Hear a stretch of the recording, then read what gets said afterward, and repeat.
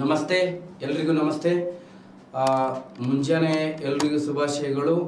Okay, next ಏನಂತಂದ್ರೆ ಆಂಜನೇಯ ಜಯಂತಿಯ ಶುಭಾಶಯಗಳು ಎಲ್ರಿಗೂ. ಓಕೆ, ಜಯ ಬಜರಂಗ್ ಬಲಿ. ಇವತ್ತೇನಂತಂದ್ರೆ ಸರ್ 9 ಗಂಟೆಗೆ ಬರ್ತೀನಿ ಅಂತ ಹೇಳಿದ್ರಲ್ರಿ, ಮತ್ತೆ 8ಕ್ಕೆ ಬಂದ್ಬಿಟ್ರಿ. ಹಂಗ ಬಿರುಗಾಳಿ ಮತ್ತೇನಂತಂದ್ರೆ ಬೆಂಕಿಗಳು ಕೇಳಿ ಬರಂಗಿಲ್ಲ ಅವು. ರೈಟ್. ನೆಕ್ಸ್ಟ್ ಡೇ ನೋಡಿ, ನಿನ್ನೆ ಏನಂತಂದ್ರ ಸಗಟು ಬೆಲೆ ಸೂಚ್ಯಾಂಕದ ಬಗ್ಗೆ ಏನಂದ್ರೆ ಇವತ್ತು ಹೇಳಬೇಕು. ಗ್ರಾಹಕ ಬೆಲೆ ಸೂಚ್ಯಾಂಕ CPI ನಿನ್ನೆ ಏನಂತಂದ್ರೆ ಮುಗಿದಿತ್ತು. ಕನ್ಸ್ಯೂಮರ್ ಪ್ರೈಸ್ ಇಂಡೆಕ್ಸ್ ಏನಂತಂದ್ರೆ ನಿನ್ನೆ ಮುಗಿದಿತ್ತು. ಇವತ್ತೇನಂತಂದ್ರೆ ಹೋಲ್ಸೇಲ್ ಪ್ರೈಸ್ ಇಂಡೆಕ್ಸ್ ಹೇಳ್ಬೇಕು ನಿಮ್ಗ. ಹೋಲ್ಸೇಲ್ ಪ್ರೈಸ್ ಇಂಡೆಕ್ಸ್ ಅಂದ್ರೆ ಏನು, ಅದು ಯಾವ್ದ್ರ ಬಗ್ಗೆ ಮಾಹಿತಿ ಕೊಡುತ್ತೆ, ಅದ್ರ ಬಗ್ಗೆ ಏನಂತಂದ್ರೆ ಡಿಟೇಲ್ ಆಗಿ ಈ ಕ್ಲಾಸ್ ಅಲ್ಲಿ ನೋಡೋಣ ಅಂತ. ಓಕೆ, ಹೋಲ್ಸೇಲ್ ಪ್ರೈಸ್ ಇಂಡೆಕ್ಸ್ ಅಂತಂದ್ರೆ ಏನಪ್ಪ, ಯಾವ್ದಕ್ಕೆ ಹೋಲ್ಸೇಲ್ ಪ್ರೈಸ್ ಇಂಡೆಕ್ಸ್ ಅಂತ ಕರಿತೀವಿ ಅಂತಂದ್ರ ಸಗಟು ಸರಕುಗಳ ಸಗಟು ಸರಕುಗಳ ಬೆಲೆಯಲ್ಲಿ ಏರಿಕೆ ಮತ್ತು ಇಳಿಕೆ ಆಗುವುದರ ಮಾಪನವಾಗಿ ಯಾವುದನ್ನು ಬಳಸ್ತಾರೆ? ಈ ಸಗಟು ಬೆಲೆ ಸೂಚ್ಯಂಕವನ್ನು ಬಳಸ್ತಾರೆ, ಹೋಲ್ಸೇಲ್ ಪ್ರೈಸ್. ನಿನ್ನೆ ಏನಂತಂದ್ರ ನಿಮ್ಗೆ ಏನಂತಂದ್ರೆ ಕನ್ಸ್ಯೂಮರ್ ಪ್ರೈಸ್ ಇಂಡೆಕ್ಸ್ ಅಲ್ಲಿ ಯಾವ್ಯಾವ ಅಂಶಗಳು ಬರ್ತಾವ ಅಂತೇಳಿ ಹೇಳಿದೆ ನಾನು ನಿಮ್ಗೆ. ಓಕೆ, ನಿನ್ನೆ ಕ್ಲಾಸ್ ಅಲ್ಲಿ ಏನಂತಂದ್ರೆ ಹೇಳ್ಕೊಟ್ಟಿದೀವಿ. ಏನೇನ್ ಹೇಳಿದೀವಿ ಅಂತಂದ್ರ ಯಾವ್ಯಾವ ಸರಕುಗಳು ನೋಡ್ರಿ. ಇಲ್ಲಿ ಗ್ರಾಹಕ ಬೆಲೆ ಸೂಚ್ಯಾಂಕದಲ್ಲಿ ಹೈಯೆಸ್ಟ್ ವೇಟೇಜ್ ಇರುವಂತ ಸರಕುಗಳು ಯಾವ್ದಂತೇಳಿ ಹೇಳಿದೆ ನಾನು ನಿಮ್ಗೆ. ಓಕೆ, ಹೈಯೆಸ್ಟ್ ಏನಂತಂದ್ರೆ ಆಹಾರಕ್ಕೆ, ಜನಸಾಮಾನ್ಯರು ಏನಂತಂದ್ರೆ ಆಹಾರಕ್ಕೆ ಅತಿ ಹೆಚ್ಚು ಖರ್ಚು ಮಾಡ್ತಾರ ಅಂತೇಳಿ. ಇದೇ ಏನಂತಂದ್ರೆ ನಿನ್ನೆ ಏನಂತಂದ್ರ ಪೇಪರ್ ಒಳಗೆ ಬಂದಿತ್ತು ನೋಡ್ರಿ, ನಿನ್ನೆ ಕರೆಂಟ್ ಅಫೇರ್ಸ್.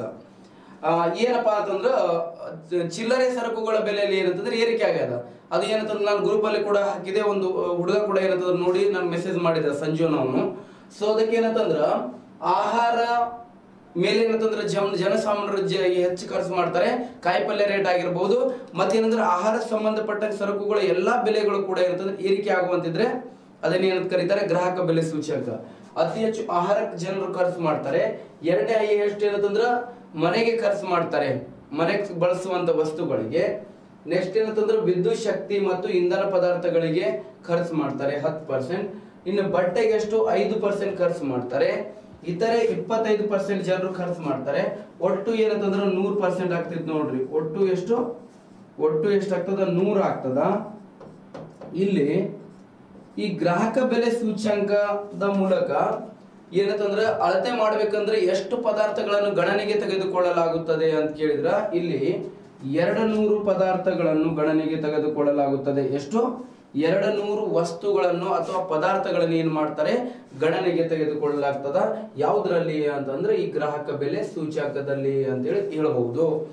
ನೆಕ್ಸ್ಟ್ ಇದಾದ ನಂತರ ಬರೋದು ನಿಮಗೆ ಏನಂತಂದ್ರ ಈ ಪ್ರೆಸೆಂಟ್ ನಮ್ಮ ದೇಶದಲ್ಲಿ ಹಣದುಬ್ಬರವನ್ನು ಅಳತೆ ಮಾಡ್ಬೇಕಂತಂದ್ರ 2019-20 ನಿನ್ನೆ ಕ್ಲಾಸ್ ಅಲ್ಲಿ ಹೇಳಿದೆ, 1920 ಎಕನಾಮಿಕ್ ಇಯರ್ ಇಂದ ನಮ್ಮ ದೇಶದಲ್ಲಿ ಏನಂತಂದ್ರ ಈ ಗ್ರಾಹಕ ಬೆಲೆ ಸೂಚ್ಯಂಕವನ್ನು ಬಳಸಲಾಗ್ತಿದೆ. ಮೊದಲು ಏನಂತಂದ್ರ ಸಗಟು ಬೆಲೆ ಸೂಚ್ಯಂಕವನ್ನು ಬಳಸಲಾಗ್ತಿತ್ತು. ಈಗ ಏನಂತಂದ್ರ ಗ್ರಾಹಕ ಬೆಲೆ ಸೂಚ್ಯಂಕವನ್ನು ಹಣದುಬ್ಬರವನ್ನು ಅಳತೆ ಮಾಡಕ ನಮ್ಮ ದೇಶದಲ್ಲಿ ಅಟ್ ಪ್ರೆಸೆಂಟ್ ಬಳಸ್ತಾರೆ ಅಂತೇಳಿ ಹೇಳ್ಬಹುದು. ನೆಕ್ಸ್ಟ್ ಇದಾದ ನಂತರ ಏನಂತಂದ್ರ ನಿಮ್ಗೆಲ್ರು ಹೇಳಿರೋ ಹಾಗೆ ಹೋಲ್ಸೇಲ್ ಪ್ರೈಸ್ ಇಂಡೆಕ್ಸ್ ಇದು ಏನಪ್ಪಾ? ನೆಕ್ಸ್ಟ್ ಹಿಂದಿನ ಸ್ಲೈಡ್ ನೋಡ್ರಿ. CSO ಅಂತಂದ್ರೆ ಸೆಂಟ್ರಲ್ ಸ್ಟಾಟಿಸ್ಟಿಕಲ್ ಆಫೀಸ್ ಅಂತ ಕರಿತೀವಿ. NSO ಅಂದ್ರೆ ನ್ಯಾಷನಲ್ ಸ್ಟಾಟಿಸ್ಟಿಕಲ್ ಆಫೀಸ್ ಅಂತ ಕರಿತೀವಿ. ಇದು ಏನಂತಂದ್ರೆ ಎಕ್ಸ್ಟ್ರಾ ಪಾಯಿಂಟ್ಸ್ ಏನಂತಂದ್ರೆ ಯಾಡ್ ಮಾಡಿದೀವಿ ಅಷ್ಟೇ, ಅದೇ ಹಿಂದಿ ಹೇಳಿದ್ದು. Next wholesale price index WPI ಅಲ್ಲಿ ಕೂಡ ಏನಂತಂದ್ರ ನಾವು ಇನ್ಫ್ಲೇಷನ್ ಅನ್ನು ಏನ್ ಮಾಡ್ತೀವಿ? ಮೆಜರ್ ಮಾಡ್ತೀವಿ. ಓಕೆ, ಯಾವುದೇ ಒಂದು ದೇಶ, ನಮ್ಮ ದೇಶದಲ್ಲಿ ನೋಡ್ರಿ ಎಕ್ಸಾಂಪಲ್ ತಗೊಳ್ಬೇಕಂತಂದ್ರ RBI ಮಾನಿಟರಿ ಪಾಲಿಸಿ ಕೈಗೊಳ್ಬೇಕಂತಂದ್ರ ಲಾಸ್ಟ್ ನಿಮಗೆ ಬ್ಯಾಂಕಿಂಗ್ ಹೇಳುವಾಗ ಹೇಳಿದ್ದೆ ನಾನು ನಿಮ್ಗೆ. RBI ಏನಂತಂದ್ರೆ ಮಾನಿಟರಿ ಪಾಲಿಸಿ ಕಮಿಟಿ ಅಂತ ಹೇಳಿರುತ್ತೆ. ಓಕೆ, RBI ಏನಂತಂದ್ರೆ ಮಾನಿಟರಿ ಪಾಲಿಸಿಯನ್ನು ರೂಪಿಸುವುದು ಏನಂತಂದ್ರೆ ಈ ಹೋಲ್ಸೇಲ್ ಪ್ರೈಸ್ ಬೇಸ್ ಅನ್ನು ಇಟ್ಕೊಂಡು. ಮತ್ತ ನಮ್ಮ ಕೇಂದ್ರ ಸರ್ಕಾರ ಫಿಸ್ಕಲ್ ಪಾಲಿಸಿ ಅಂತೇಳಿ ರೂಪಿಸುತ್ತಾರೆ. ಫಿಸ್ಕಲ್ ಪಾಲಿಸಿ ಅಂತಂದ್ರ ಕೋಶೀಯ ನೀತಿ ಅಂತೇಳಿ ಕರಿತೀವಿ, ಅಥವಾ ವಿತ್ತೀಯ ನೀತಿ ಅಂತೇಳಿ ಕರಿತೀವಿ. ವಿತ್ತೀಯ ನೀತಿಯನ್ನು ರೂಪಿಸುವವರು ಯಾರಂತಂದ್ರೆ ಕೇಂದ್ರ ಸರ್ಕಾರ. ಹಾಗಾದ್ರೆ ಕೇಂದ್ರ ಸರ್ಕಾರ ವಿತ್ತೀಯ ನೀತಿ ಅಥವಾ ಈ ಕೋಶೀಯ ನೀತಿಯನ್ನು ಯಾವುದರ ಆಧಾರದ ಮೇಲೆ ರೂಪಿಸುತ್ತದೆ ಅಂತೇಳಿ ಕೇಳಿದ್ರ, ಇದೇ ಸಗಟು ಬೆಲೆ ಸೂಚ್ಯಂಕದ ಆಧಾರದ ಮೇಲೆ ಸರ್ಕಾರದವರು ಏನಂತಂದ್ರೆ ಕೋಶೀಯ ನೀತಿ ಮತ್ತು ವಿತ್ತೀಯ ನೀತಿಯನ್ನು ಸಹ ಏನಂತಂದ್ರ ರೂಪಿಸುವ ಕೆಲಸ ಮಾಡುತ್ತಾರೆ. ಓಕೆ, ನೆಕ್ಸ್ಟ್ ನೋಡ್ರಿ, ಇಲ್ಲಿ ಸರಕು ಸೇವೆಗಳ ಬೆಲೆಯಲ್ಲಿ ಏರಿಕೆ ಮತ್ತು ಇಳಿಕೆ ಆಗುವುದು. ಎಂತ ಸರಕುಗಳು ಗೊತ್ತಾ? ಸಗಟು ಸರಕು ಮತ್ತು ಸೇವೆಗಳ ಬೆಲೆಯಲ್ಲಿ ಏನಾಗಬೇಕು, ಏರಿಕೆ ಆಗಬೇಕು ಮತ್ತು ಇಳಿಕೆ ಆಗ್ತಿರಬೇಕು. ಹಾಗಾದ್ರೆ ಈ ಹೋಲ್ಸೇಲ್ ಪ್ರೈಸ್ ಇಂಡೆಕ್ಸ್ ಅನ್ನು ಅಳತೆ ಮಾಡಬೇಕು ಅಂತಂದ್ರೆ ನಿನ್ನೆ ಕ್ಲಾಸ್ ಅಲ್ಲಿ ಒಂದು ಪೆನ್ನಿನ ಎಕ್ಸಾಂಪಲ್ ಹೇಳುವುದರ ಮೂಲಕ ಹೇಳಿದೆ ನಾನು ನಿಮಗೆ. ಅದೇ ತರ ಸಗಟು ಬೆಲೆ ಸೂಚ್ಯಂಕವನ್ನು ಅಳತೆ ಮಾಡಬೇಕು ಅಂತಂದ್ರೆ ಒಂದು ಮೂಲ ವರ್ಷ ಅಂತೇಳಿ ಬಳಸ್ತಾರ್ರಿ. ಮೂಲ ವರ್ಷ ಯಾವ್ದ್ರಿ ಅಂತ ಕೇಳಿದ್ರ, ಮೂಲ ವರ್ಷ ಯಾವ್ದ್ರಿ ಅಂತ ಕೇಳಿದ್ರ ದಿ ಪ್ರೆಸೆಂಟ್ ಮೂಲ ವರ್ಷ ಬೇಸ್ ಇಯರ್ ಇದೆ ರೀ. ಪ್ರಸ್ತುತ 2011 2012 ಇದೆ ರೀ. 2011 2012 ಏನಪ್ಪಾ ಅಂತಂದ್ರ ಮೂಲ ವರ್ಷ ಇದೆ. ಪ್ರಸ್ತುತ ಏನಂತಂದ್ರ ಹಣದುಬ್ಬರವನ್ನು ಅಳತೆ ಮಾಡಬೇಕು ಅಂತಂದ್ರ ಯಾವ್ದ್ರಲ್ಲಿ ಅಳತೆ ಮಾಡಬೇಕು, ಸಗಟು ಬೆಲೆ ಸೂಚ್ಯಂಕದಲ್ಲಿ ಹಣದುಬ್ಬರವನ್ನು ಅಳತೆ ಮಾಡಬೇಕು ಅಂತಂದ್ರ ಪ್ರೆಸೆಂಟ್ ಬೇಸ್ ಇಯರ್ ಯಾವ್ದು ತಗೊಳ್ತಾರ್ರಿ ಅಂತಂದ್ರ 2011-12 ರೀ. ಸರ ಬೇಸ್ ಇಯರ್ ಅಂದ್ಕೋತ ಬಂದಿರಿ ನಿನ್ನೆಯಿಂದ. ಈ ಬೇಸ್ ಇಯರ್ ನಮ್ಮ ದೇಶದಲ್ಲಿ ಅಳವಡಿಸಿಕೊಂಡಿದ್ದಾರೆ ಯಾವಾಗ ರೀ ಮೊದಲು ಅಂತ ಕೇಳಿದ್ರ, ನಮ್ಮ ದೇಶದ ಭಾರತದ ಮೊಟ್ಟ ಮೊದಲ ಮೂಲ ವರ್ಷ ಅಥವಾ ಬೇಸ್ ಇಯರ್ ಯಾವ್ದ್ರಿ ಅಂತ ಕೇಳಿದ್ರ, ಬೇಸ್ ಇಯರ್ ಯಾವ್ದಂತಂದ್ರೆ 1948-49 1948-49 ಏನಂತಂದ್ರೆ ನಮ್ಮ ದೇಶದ ಏನಾಗಿದೆ ಬೇಸ್ ಇಯರ್ ಆಗಿದೆ ಅಂತೇಳಿ ಹೇಳಬಹುದು. ಮೊದಲ ಬೇಸ್ ಇಯರ್. ಸರ 2011-12 ಇದೆ ಅಲ್ಲ, ಅದಕ್ಕಿಂತ ಮುಂಚೆ ಯಾವ್ದಿತ್ತು ನಮ್ದು, ಅದಕ್ಕಿಂತ ಮುಂಚೆ ಇತ್ತು ನಮ್ದು ಭಾರತದ ಹಿಂದಿನ ಮೂಲ ವರ್ಷ ಯಾವ್ದಂತಂದ್ರ 2004-5 ಆಗಿದೆ ರೀ. 2004-5 ಏನಂತಂದ್ರ ನಮ್ದು ಹಳೆ ಬೇಸ್ ಇಯರ್ ಅದ ರೀ. ಓಕೆ, ಎವ್ರಿ 5 ಇಯರ್ ಒಂದ್ಸಲ ಏನಂತಂದ್ರೆ ಬೇಸ್ ಇಯರ್ ಚೇಂಜ್ ಆಗ್ಬೇಕು. ಬಟ್ ಏನಂದ್ರೆ ಕೆಲವೊಂದು ಸಂದರ್ಭದಲ್ಲಿ ಏನಂತಂದ್ರೆ ಆರ್ಥಿಕ ವ್ಯವಸ್ಥೆಯಲ್ಲಿ ಸ್ಟೇಬಲ್ ಇರ್ಲಿಲ್ಲಪ್ಪ, ಆರ್ಥಿಕ ವ್ಯವಸ್ಥೆಯಲ್ಲಿ ಸ್ಥಿರತೆ ಇರಲಿಲ್ಲ ಅಂತೇಳಿ ತಿಳ್ಕೊ. ಈ ಕರೋನಾ ಅಂತ ಪ್ಯಾಂಡಮಿಕ್ ಬಂದಿದ್ದರಿಂದ ಮತ್ತೇನಂದ್ರೆ ಫ್ಲಡ್ ಬಂದಿದ್ದರಿಂದ ಕೆಲವೊಂದು ಸಂದರ್ಭದಲ್ಲಿ ಏನಂತಂದ್ರೆ ಇಳುವರಿ ಆಗಂಗಿಲ್ಲ, ಬರಗಾಲ ಆಗ್ತದ. ಅಂತ ಸಂದರ್ಭದಲ್ಲಿ ಏನಂತಂದ್ರ ಅದು ಹೆಚ್ಚು ದಿನಗಳ ಕಾಲ ಕೂಡ ಏನಂತಂದ್ರೆ ಅದನ್ನ ಮುಂದೂಡ್ತಾರೆ.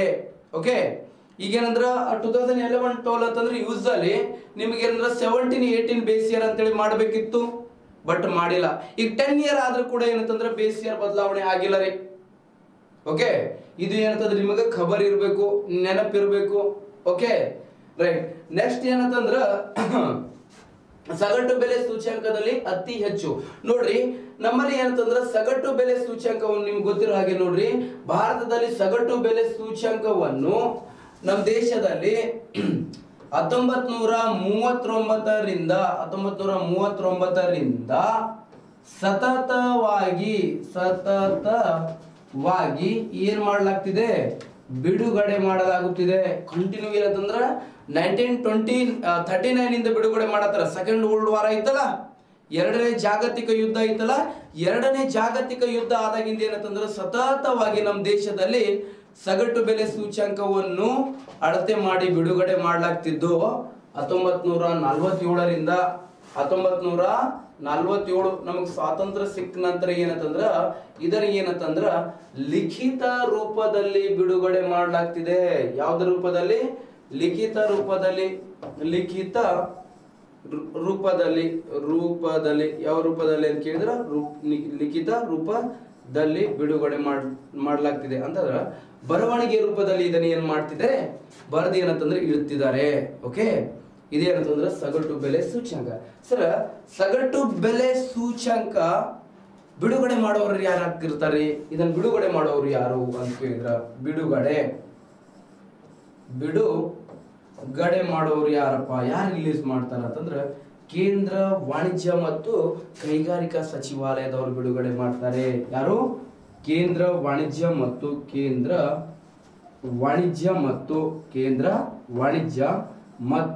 ಕೈಗಾರಿಕಾ ಸಚಿವಾಲಯದವರು ಬಿಡುಗಡೆ ಮಾಡ್ತಾರೆ. ಕೇಂದ್ರ ವಾಣಿಜ್ಯ ಮತ್ತು ಯಾವ ಸಚಿವಾಲಯ? ಕೈಗಾರಿಕಾ ಸಚಿವಾಲಯದವರು ಬಿಡುಗಡೆ ಮಾಡ್ತಾರೆ. ಇದನ್ನು ಯಾರು ಬಿಡುಗಡೆ ಮಾಡ್ತಾರೆ? ಕೇಂದ್ರ ವಾಣಿಜ್ಯ ಮತ್ತು ಕೈಗಾರಿಕಾ ಸಚಿವಾಲಯದವರು ಇದನ್ನ ಏನಂತಂದ್ರೆ ಬಿಡುಗಡೆ ಮಾಡ್ತಾರೆ. ಪ್ರಸ್ತುತ ಏನಂತಂದ್ರೆ ಇದನ್ನ ಮೊದಲು ಏನಂತಂದ್ರೆ ಮಂತ್ಲಿ ಬಿಡುಗಡೆ ಮಾಡಲಾಗ್ತಿತ್ತು. ಎಟ್ ಪ್ರೆಸೆಂಟ್ ಏನಂತಂದ್ರೆ ಇದನ್ನ ಏನಂತಂದ್ರೆ ವೀಕ್ಲಿ ಬಿಡುಗಡೆ ಮಾಡ್ತಾರೆ. ಪ್ರತಿ ವಾರ ಏನಂತಂದ್ರೆ ಇದನ್ನ ಬಿಡುಗಡೆ ಮಾಡುವಂತ ಕೆಲಸ ಮಾಡ್ತಾರೆ ಅಂತೇಳಿ ಹೇಳಬಹುದು. ಓಕೆ, ಹಾಗಾದ್ರೆ ಈ ಸಗಟು ಬೆಲೆ ಸೂಚ್ಯಂಕದಲ್ಲಿ ಅತಿ ಹೆಚ್ಚು ತೂಕ ಅಥವಾ ವೇಟೇಜ್ ಇರುವಂತ ಸರಕುಗಳು ಯಾವ್ಯಾವ ಅದಾವ್ರಿ? ಯಾವ ಸರಕುಗಳಿಗೆ ಜನರು ಅತಿ ಹೆಚ್ಚು ಖರ್ಚು ಮಾಡ್ತಾರೆ ಇಲ್ಲಿ ನೋಡ್ರಿ. ಒಂದೇದು ಏನಂತಂದ್ರೆ ಉತ್ಪಾದಿತ ಪದಾರ್ಥಗಳು ರೀ. ಹಾಗಾದ್ರ ಪ್ರೊಡಕ್ಷನ್ ಗೂಡ್ಸ್ ಇರ್ತಾವಲ್ರಿ, ಬಿಲ್ಡಿಂಗ್ ಕಟ್ಟಡ್ಸ್, ಅದು ಬಿಲ್ಡಿಂಗ್ ಎಲ್ಲ ಕಟ್ಟಡ ಕಟ್ಟಾಕಿರಂದ್ರೆ ರಾ ಮೆಟೀರಿಯಲ್ಸ್ ಬೇಕು. ಅದನ್ನ ಹೋಲ್ಸೇಲ್ ರೂಪದಲ್ಲಿ ತರ್ತೀರ, ಚಿಲ್ಲರೆ ತರ್ತೀರಿ. ರೀ ಅಂಕಲ್ ರೀ ಕಾಕ ರೀ, ನಮಗೊಂದು ಅರ್ಧ kg ಸಿಮೆಂಟ್ ಕೊಡ್ರಿ, 1 kg ಕಬ್ಬಣದ ರಾಡ್ ಕೊಡ್ರಿ, ಮತ್ತೇನಂತಂದ್ರೆ ಒಂದು 4 ಇಟ್ಟಂಗಿ ಕೊಡ್ರಿ, ಒಂದು 8 ಏನಂತಂದು ಕೊಡ್ರಿ, ನಮ್ಗೆ ಪಾಟೆಗಲ್ ಕೊಡ್ರಿ, ನಾನು ಬಿಲ್ಡಿಂಗ್ ಕಟ್ಬೇಕಂತೀರಿ. ಎಟ್ ಎ ಟೈಮ್ ಲೋಡ್ ಗಟ್ಟಲೆ ತರ್ತಿರೋ?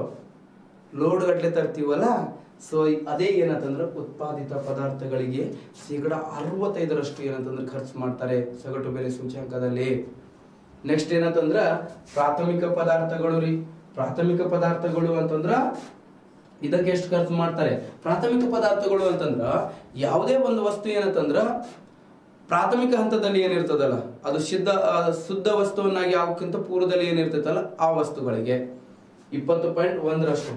ಮತ್ತೆ ಇಂಧನ ಮತ್ತು ಶಕ್ತಿ ಪದಾರ್ಥಕ್ಕೆ 14.9% ಏನಂತಂದ್ರ ವಸ್ತುಗಳನ್ನು ಜನರು ಏನಂತಂದ್ರೆ ಬಳಸ್ಕೊಳ್ತಾರೆ. ಒಟ್ಟು ಎಷ್ಟಾಗ್ತದೆ ಇದನ್ನು ಕ್ಯಾಲ್ಕುಲೇಷನ್ ಮಾಡಿದರೆ ಏನಂತಂದ್ರ 100% ಆಗ್ತದ. ಎಷ್ಟು? 100% ಆಗ್ತದ. ಇಷ್ಟು ಗೊತ್ತಿರಲಿ, 100%. ಓಕೆ, ಹಾಗಾದ್ರೆ ಇಲ್ಲಿ ಎಷ್ಟು ಪದಾರ್ಥಗಳನ್ನು ಗಣನೆಗೆ ತೆಗೆದುಕೊಳ್ಳಲಾಗ್ತದೆ ಅಂದ್ರೆ 697 ವಸ್ತುಗಳನ್ನು ಏನು ಮಾಡ್ತಾರೆ ಅಥವಾ ಪದಾರ್ಥಗಳನ್ನು 697 ಪದಾರ್ಥಗಳನ್ನು ವಸ್ತುಗಳನ್ನು ಏನಂತಂದ್ರ ಈ ಸಗಟು ಬೆಲೆ ಸೂಚ್ಯಂಕದಲ್ಲಿ ಏನು ಮಾಡ್ತಾರೆ? ಗಣನೆಗೆ ತೆಗೆದುಕೊಳ್ಳಲಾಗುತ್ತೆ.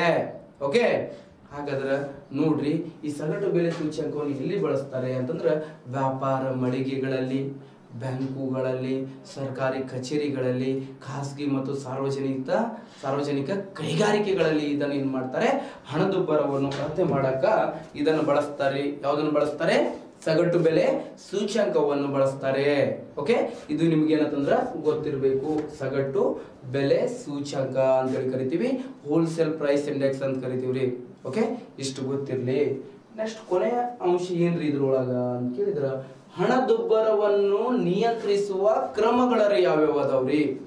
ಯಾವುದರ ಮೂಲಕ ಹಣದುಬ್ಬರವನ್ನು ಏನಂತಂದ್ರೆ ಕಂಟ್ರೋಲ್ ಮಾಡಬಹುದು? ನಿಮಗೆ ಡೈರೆಕ್ಟ್ ಕ್ವಶನ್ ಕೇಳಿದ್ರಿ, ಹಣದುಬ್ಬರವನ್ನು ಭಾರತದಲ್ಲಿ ನಿಯಂತ್ರಿಸುವವರು ಯಾರು ನಿಯಂತ್ರಣ ಮಾಡುತ್ತಾರೆ? ಭಾರತದಲ್ಲಿ ಹಣದುಬ್ಬರವನ್ನು ಯಾರು ನಿಯಂತ್ರಣ ಮಾಡುತ್ತಾರೆ? ಆಪ್ಷನ್ ಸಿ ಅಲ್ಲಿ ಕೇಂದ್ರ ಸರ್ಕಾರ ಕೊಟ್ಟಿದ್ದ, ಬಿ ಅಲ್ಲಿ RBI ಕೊಟ್ಟಿದ್ದ, ಸಿ ಅಲ್ಲಿ ರಾಷ್ಟ್ರಪತಿ ಕೊಟ್ಟಿದ್ದ.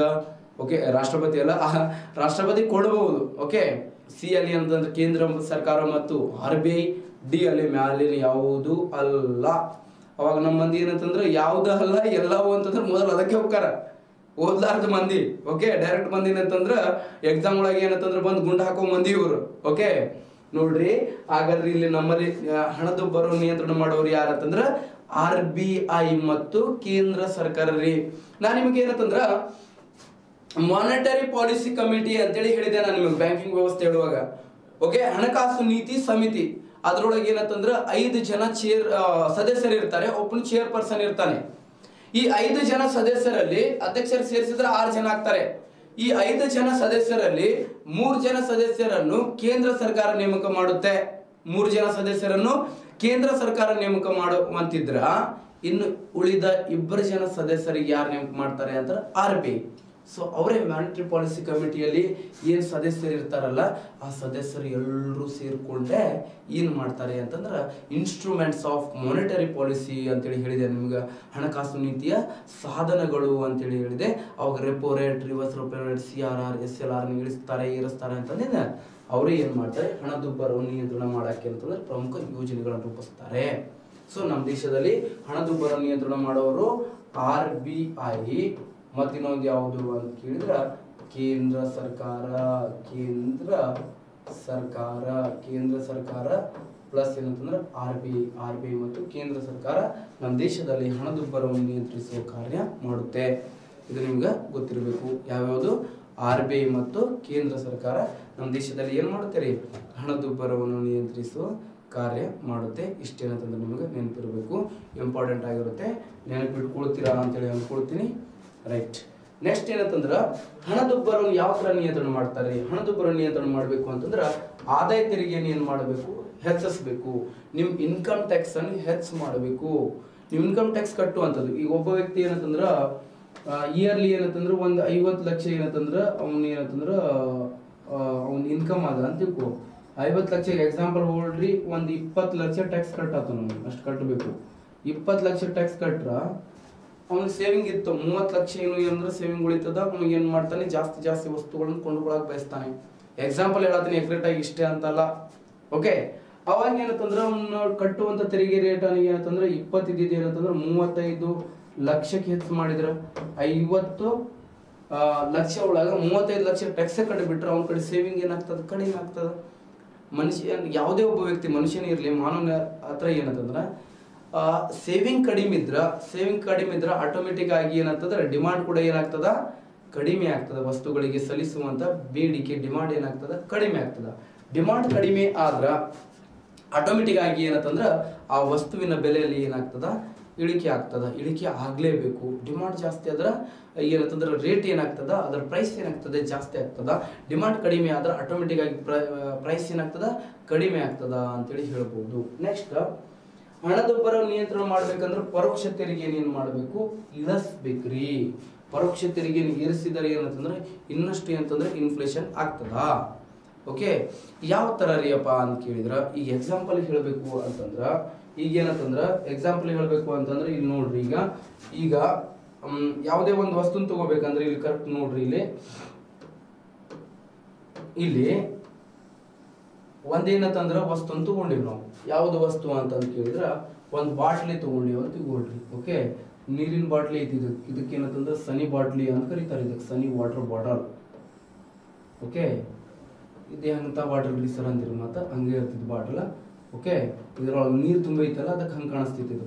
ಓಕೆ, ಇದು ಏನಂತಂದ್ರೆ ಇದರ ಬಾಟ್ಲಿ ಮೇಲೆ ಅದೆಲ್ಲ ಏನಂತಂದ್ರೆ ಇಂಡೈರೆಕ್ಟ್ ಟ್ಯಾಕ್ಸ್ ಅನ್ನು ಹಾಕ್ತಾರೆ. ನಿಮ್ಗೆ ಯಾವ ಟ್ಯಾಕ್ಸ್ ಅನ್ನು ಹಾಕ್ತಾರೆ, ಇಂಡೈರೆಕ್ಟ್ ಟ್ಯಾಕ್ಸ್ ಹಾಕ್ತಾರೆ. ಟೇಬಲ್ ಮೇಲೆ ಐತಿದು.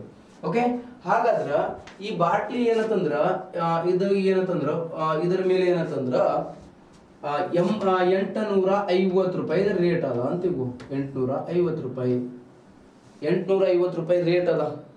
ಅದಕ್ಕೆ ಸರ್ಕಾರದವ್ರು ಏನ್ ಹಾಕ್ಯಾರ, ಟ್ಯಾಕ್ಸ್ ಎಷ್ಟು, 150 ರೂಪಾಯಿ ಟ್ಯಾಕ್ಸ್ ಹಾಕ್ಯಾರ ಅಂತ ತಿಳ್ಕೊಳ್ರಿ. 150 ರೂಪಾಯಿ ಟ್ಯಾಕ್ಸ್ ಹಾಕ್ಯಾರ.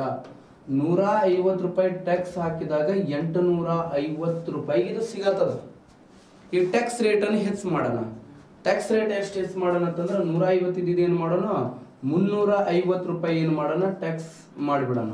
ಟ್ಯಾಕ್ಸ್ ಎಷ್ಟು ಮಾಡೋಣ, 350 ರೂಪಾಯಿ ಏನು ಮಾಡೋಣ, ಟ್ಯಾಕ್ಸ್ ಮಾಡಿಬಿಡೋಣ. ನೋಡ್ರಿ, 350 ಟ್ಯಾಕ್ಸ್ ರೇಟ್ ಆದಾಗ ಅವರು 850 ರೂಪಾಯಿಗೆ ಬಾಟ್ಲಿ ಕೊಡ್ತಾರೆ ನಿಮ್ಗೆ, ಚಾನ್ಸೇ ಇಲ್ಲ. ಅದರ ರೇಟ್ ಏನ್ ಮಾಡ್ಬಿಡ್ತಾರೆ, 850 ಇದ್ದಿದ್ದು ಏನ್ ಮಾಡ್ತಾರೆ, 1150 ಮಾಡ್ತಾರೆ. 1150 ರೂಪಾಯಿ ಮಾಡ್ತಾರೆ. ಆಟೋಮೆಟಿಕ್ ಆಗಿ ನೋಡ್ರಿ, ಟ್ಯಾಕ್ಸ್ ಹೆಚ್ಚು ಮಾಡಿದ್ರೆ ಮತ್ತಷ್ಟು ಇನ್ಫ್ಲೇಷನ್ ಆಗತ್ತದೆ. ಇನ್ಫ್ಲೇಷನ್ ಅಂತಂದ್ರೆ ಸರಕು ಮತ್ತು ಸೇವೆಗಳ ಬೆಲೆ ಹೆಚ್ಚಾಗೋದು, ಮತ್ತಷ್ಟು ಇನ್ಫ್ಲೇಷನ್ ಆಗತ್ತದಲ್ರಿ.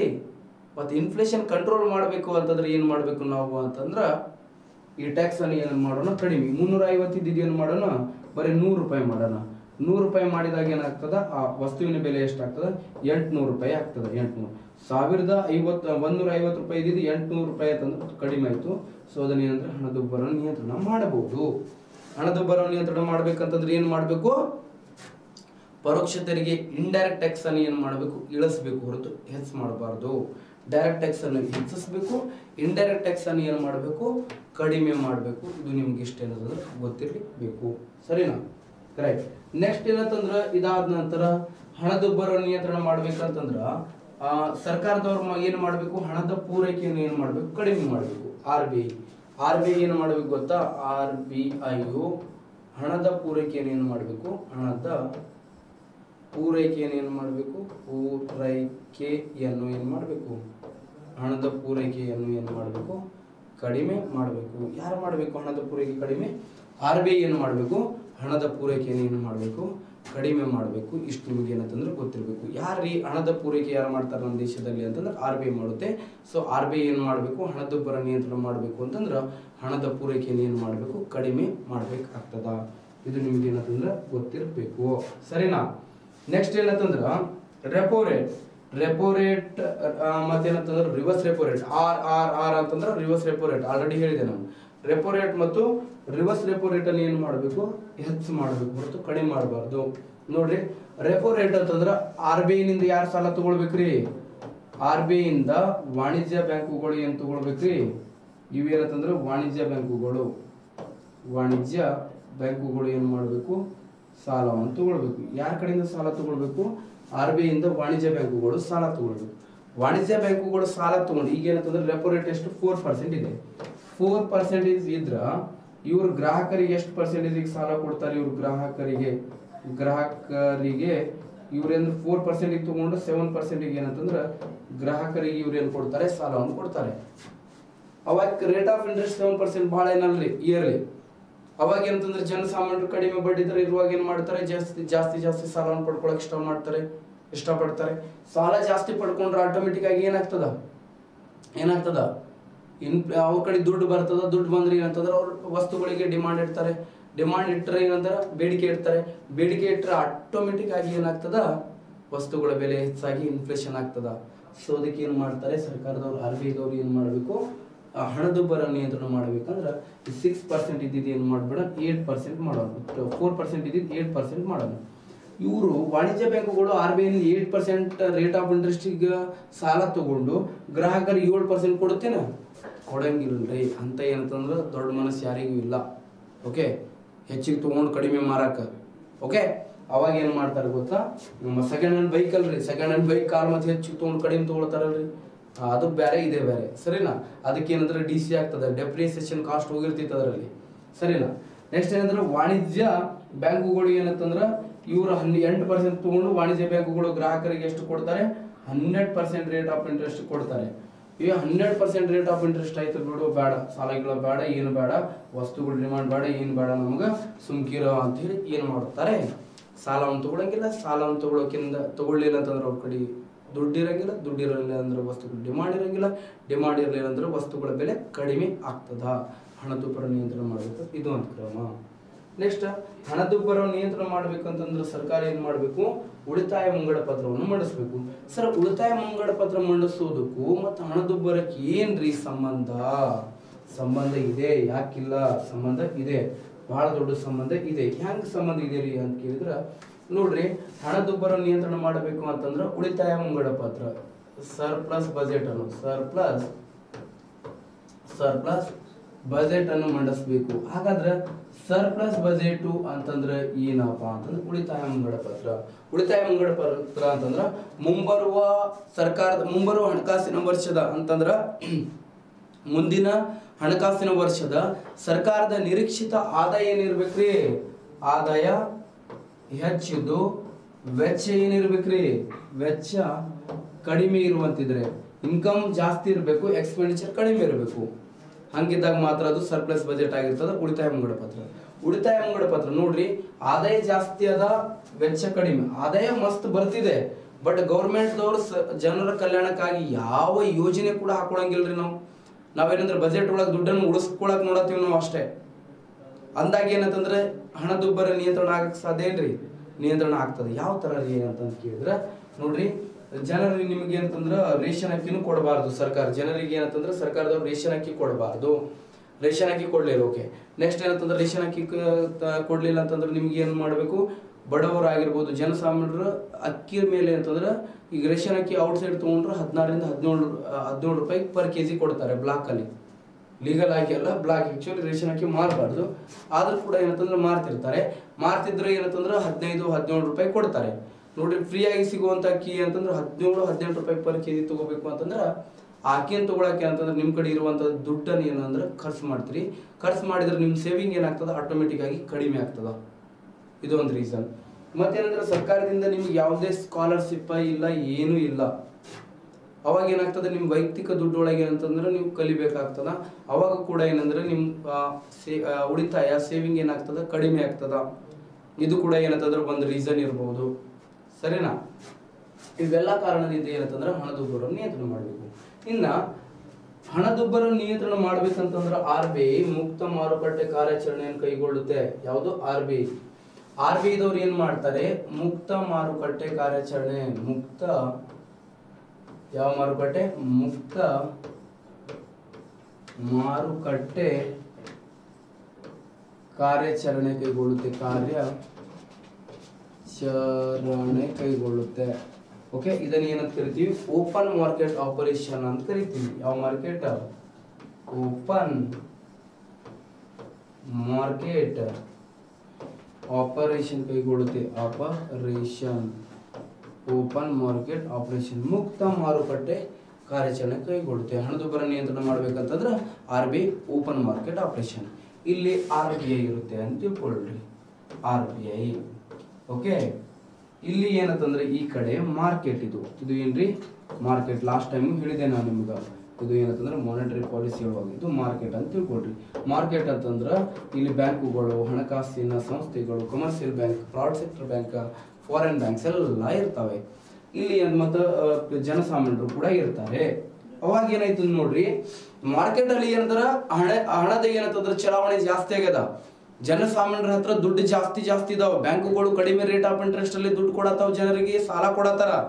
ಸಾಲ ಕೊಟ್ಟಾಗ ಏನಾಗತ್ತದ, ಇಲ್ಲಿ ಹಣದುಬ್ಬರ ಆಗ್ಬಿಟ್ಟೈತ್ರಿ. ಇಲ್ಲಿ ಇನ್ಫ್ಲೇಷನ್ ಆಗ್ಬಿಟ್ಟದ. ಇನ್ಫ್ಲೇಷನ್ ಆದಾಗ ಏನಂತಂದ್ರೆ RBI ತನ್ನಲ್ಲಿರುವ ಒಂದು ಸರ್ಕಾರಿ ಬಾಂಡ್ಗಳನ್ನು ಬಿಡುಗಡೆ ಮಾಡುತ್ತೆ. RBI ತನ್ನ ಸರ್ಕಾರಿ ಬಾಂಡ್ಗಳನ್ನು ಇಲ್ಲಿ ಕೊಡೋದು, ಇಲ್ಲಿ ಕೊಟ್ಟು ಏನು ಮಾಡೋದು, ಇಲ್ಲಿಂದ ಇರುವಂತ ಎಲ್ಲಾ ದುಡ್ಡನ್ನು ಏನಂತಂದ್ರೆ RBI ತಗೊಂಡು ಬಂದ್ಬಿಡೋದು. ಓಕೆ. ಓಪನ್ ಮಾರ್ಕೆಟ್ ಆಪರೇಷನ್ ಅಂತಂದ್ರ RBI ತನ್ನಲ್ಲಿರುವ ಸರ್ಕಾರಿ ಬಾಂಡ್ಗಳನ್ನು, RBI ತನ್ನಲ್ಲಿರುವಂತ ಸರ್ಕಾರಿ ಬಾಂಡ್ಗಳನ್ನು ಮಾರುವ ಮತ್ತು ಕೊಳ್ಳುವ. ಹಣದುಬ್ಬರದ ಸಂದರ್ಭದಲ್ಲಿ ಬಾಂಡನ್ನು ಮಾರುತ್ತೆ, ಮಾರಿ ಇಲ್ಲಿರುವಂತ ದುಡ್ಡನ್ನೆಲ್ಲ ತಗೊಂಡು ಏನಂತಂದ್ರೆ RBI ಬರುತ್ತೆ. ಇದೇ ಏನಂತಂದ್ರೆ ಇನ್ಫ್ಲೇಷನ್ ಕಂಟ್ರೋಲ್ ಮಾಡಬಹುದು ತಾತ್ಕಾಲಿಕವಾಗಿ. ಸೊ ಸರ್, ಇವ್ರು ಈ ಮಾರ್ಕೆಟ್ ಅಲ್ಲಿ ಬಾಂಡ್ ತಗೊಂಡು ಅವ್ರು ಏನ್ ಮಾಡ್ಬೇಕು ಸರ್ ಅಂತಂದ್ರ, ಲಾಸ್ಟ್ ಟೈಮ್ ಹೇಳಿದೆ ನಿಮ್ಗೆ, ಅವ್ರಿಗೆ ಏನಂತಂದ್ರ ಬಾಂಡ್ ಅನ್ನು ಕೊಟ್ಟು ಏನ್ ಮಾಡ್ತಾರೆ, ಒಂದು ಪರ್ಟಿಕ್ಯುಲರ್ ಟರ್ಮಿಗೆ ಏನಂದ್ರೆ ಇಂತಿಷ್ಟು ಏನಂತಂದ್ರೆ ರೇಟ್ ಆಫ್ ಇಂಟ್ರೆಸ್ಟ್ ಕೊಡ್ತೀವಿ ಅಂತೇಳಿ ಡಿಸೈಡ್ ಮಾಡ್ತಾರಲ್ಲ, ಅದೇ ಏನಂತಂದ್ರೆ ಓಪನ್ ಮಾರ್ಕೆಟ್ ಆಪರೇಷನ್ ಅಂತ ಕರಿತೀವಿ. ಈ ಓಪನ್ ಮಾರ್ಕೆಟ್ ಆಪರೇಷನ್ ಮಾಡೋದ್ರ ಮೂಲಕ ಏನಂತಂದ್ರೆ ಹಣದುಬ್ಬರವನ್ನು ನಿಯಂತ್ರಿಸಬಹುದು. Okay, right. ಇನ್ನ ನೆಕ್ಸ್ಟ್ ಬರೋದು ನಿಮಗೆ ಏನಂತಂದ್ರೆ ಹಣದುಬ್ಬರ ಇಲ್ಲಿಗೆ ಏನಂತಂದ್ರೆ ಮುಕ್ತಾಯಗೊಳ್ಳುತ್ತೆ. ನೆಕ್ಸ್ಟ್ ಏನಂತಂದ್ರೆ ಅನ್ನಪ್ರಸರಣ ಅಂತಂದ್ರೆ ಏನ್ರಿ, ಇದು ಕೂಡ ಏನಂದ್ರೆ ಹಣದುಬ್ಬರ ಅರ್ಥ ಆದ್ರ ಇದು ಅಂತೂ ಈಸಿಯಾಗಿ ಅರ್ಥ ಆಗ್ಲೇಬೇಕು, ಏನಿಲ್ಲೇ ಇಲ್ಲ ಇದ್ರೊಳಗ. ಹಣದುಬ್ಬರ ಅರ್ಥ ಆದ್ರೆ ಏನಂದ್ರೆ ಅನ್ನಪ್ರಸರಣ. ನೋಡ್ರಿ, ಅನ್ನಪ್ರಸರಣ ಅಂತಂದ್ರೆ ಒಂದೇ, ಕುಗ್ಗು ಪ್ರಸರಣ ಅಂದ್ರೆ ಒಂದೇ, ಹಣದುಬ್ಬರ ಇಳಿತ ಅಂದ್ರೆ ಒಂದೇ, ಡಿಫ್ಲೇಷನ್ ಅಂತಂದ್ರೆ ಒಂದೇ. ಡಿಫ್ಲೇಷನ್ ಅಂತಂದ್ರೆ ಒಂದೇ, ಹಣದುಬ್ಬರ ಅಂತಂದ್ರೆ ಒಂದೇ, ನೆಕ್ಸ್ಟ್ ಏನಂತಂದ್ರ ಕುಗ್ಗು ಪ್ರಸರಣ ಅಂತಂದ್ರೆ ಒಂದೇ, ಅನ್ನಪ್ರಸರಣ ಅಂತಂದ್ರೆ ಒಂದೇ. ಇವೆಲ್ಲ ಏನಂತಂದ್ರ ಬೇರೆ ಬೇರೆ ಅರ್ಥದಲ್ಲಿ ಇವುಗಳಿಗೆ ಏನಂತಂದ್ರೆ ಹೇಳ್ತೀವಿ.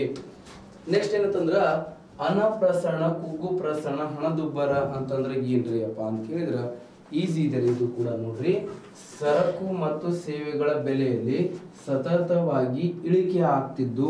ನೋಡ್ರಿ, ಸರಕು ಮತ್ತು ಸೇವೆಗಳ ಬೆಲೆಯಲ್ಲಿ ಏನಾಗ್ತಿರ್ಬೇಕು, ಸತತವಾಗಿ ಇಳಿಕೆ ಆಗುವುದು.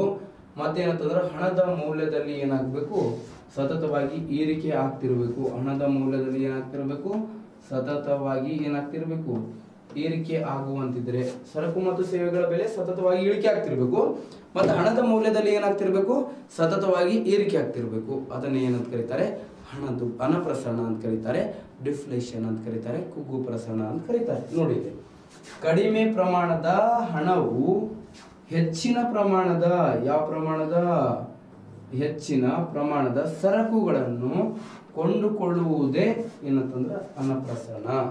ಕಡಿಮೆ ಪ್ರಮಾಣದಲ್ಲಿ ಏನಿರಬೇಕು, ಹಣ ಇರಬೇಕು, ಹೆಚ್ಚಿನ ಪ್ರಮಾಣದಲ್ಲಿ ಸರಕುಗಳನ್ನು ಕೊಂಡುಕೊಂಡ್ರು.